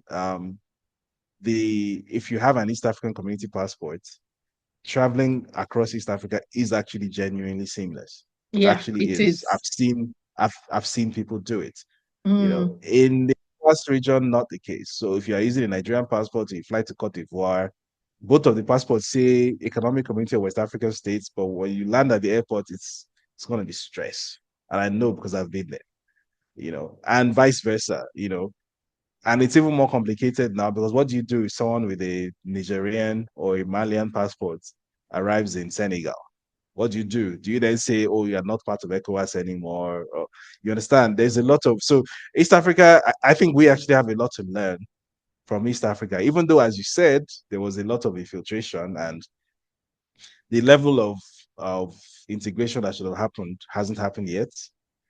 And I think especially because sorry to say, countries like Kenya haven't yet um, found a firm ideological direction, and they're kind of like here, there, and everywhere. So today they're pro BRICS, tomorrow they're US puppets. Like I feel like the Kenyan government as a whole doesn't have a clearly defined foreign policy. So maybe Mm. that's part of the reason why the East African community is not really where it's supposed to be. Because I feel like if it was, um, the success of the East African community to a large extent will depend on Kenya. Whatever it is that happens, Kenya will be at the center of it, right? Unfortunately, maybe that's still 10, 15 years down the line. I don't know. I mean, I say this because I've actually lived in Kenya as well. I've seen with my own 2 eyes. I always tell people that if there's a country, if there's a country in Africa that I think has the greatest chance to become viewed as at least, let me not say economically, but an infrastructurally developed country, I would say it's Kenya. I'm not including South Africa because I don't think of it as an African country. But within sub-Saharan Africa, I would say Kenya has the greatest chance to do that in the shortest possible time. So Kenya is doing a lot of things right in terms of putting stuff in the ground, shovels in the ground.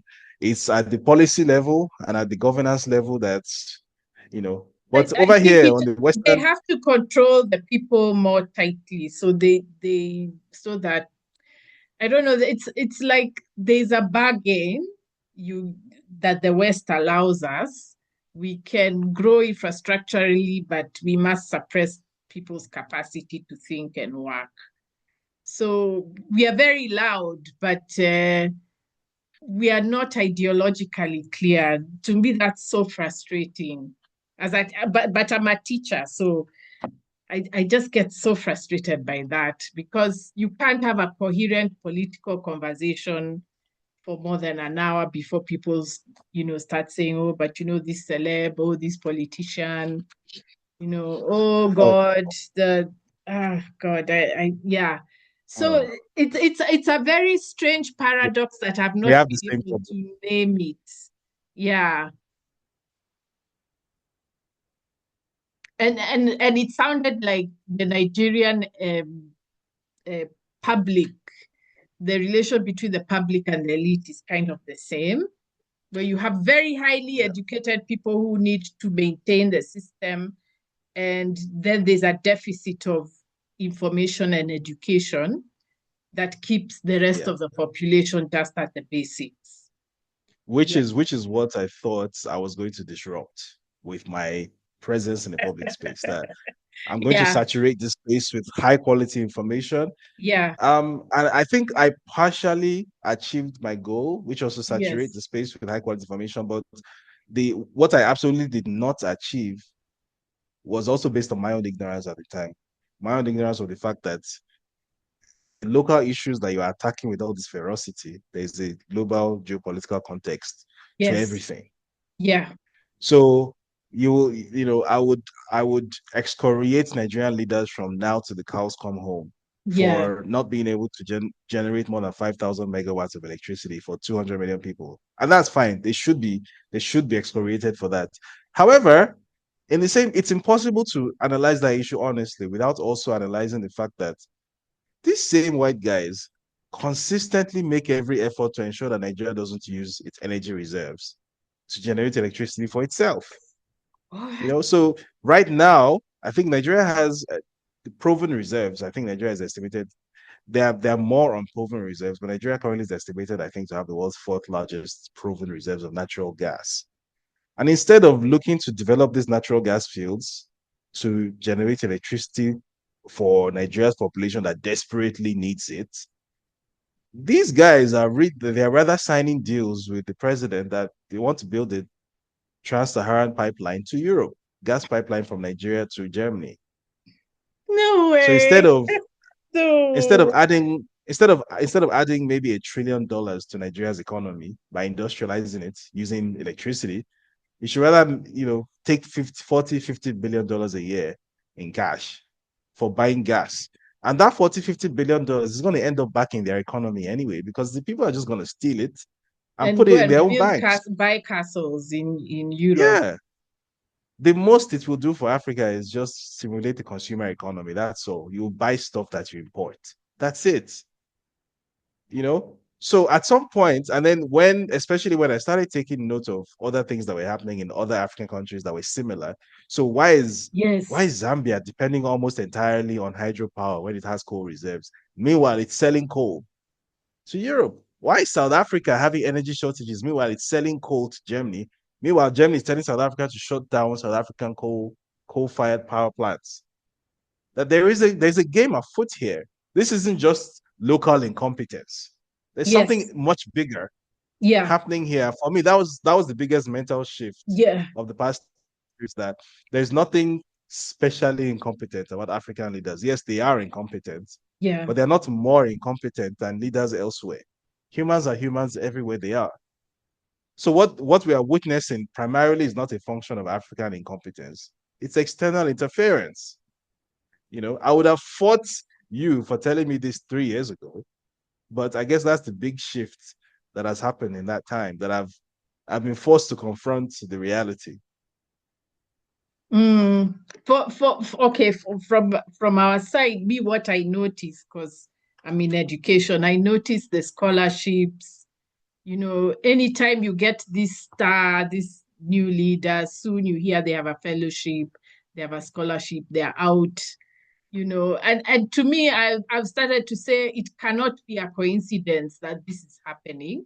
Before, I used to think it Yeah. was about merit, talent, but now I'm now not. I just think it's deliberate to keep these people out of the country, so that and even if they come back, by the time they come back, there's really the dynamism which they were going to offer Kenya has already gone. Yeah. Yeah. Wow. Thank you so much. You are a very I mean, okay, I don't know about others, but for me, I love listening to you because you really think about you connect the dots between the local and the global, which is it's a skill that we have to build. It's a skill I'm trying to teach my students, but It's a that's it's a skill that we're deliberately not taught. yes. And I also have started noticing that it's a skill that if you have it, you get a lot of hostility. So, like, Yes. Yeah, yes, exactly. Exactly. you'll be told, don't Because think that far, don't overthink that it. is not meant that knowledge is not meant for you. You're an African. Yes, Again, your role in the world is a certain role. So once you yes. rise above that station, some people get very, very unhappy with you. You're getting Hmm. dangerous ideas above your station. And sometimes it's not even a political idea. It's just the fact that you move to the next stage that guys get so angry. So yeah, and I'm glad to hear it's not just a Kenyan thing. I had thought it was only here, but it's a Clearly, it's continental an vibe. African thing. Yeah, Yeah. yeah. All right, thank you very much. I hope we will have another conversation again. Yep. Yeah, and I'm grateful that you took time to talk with me for all this time. So thank you Yeah. very much.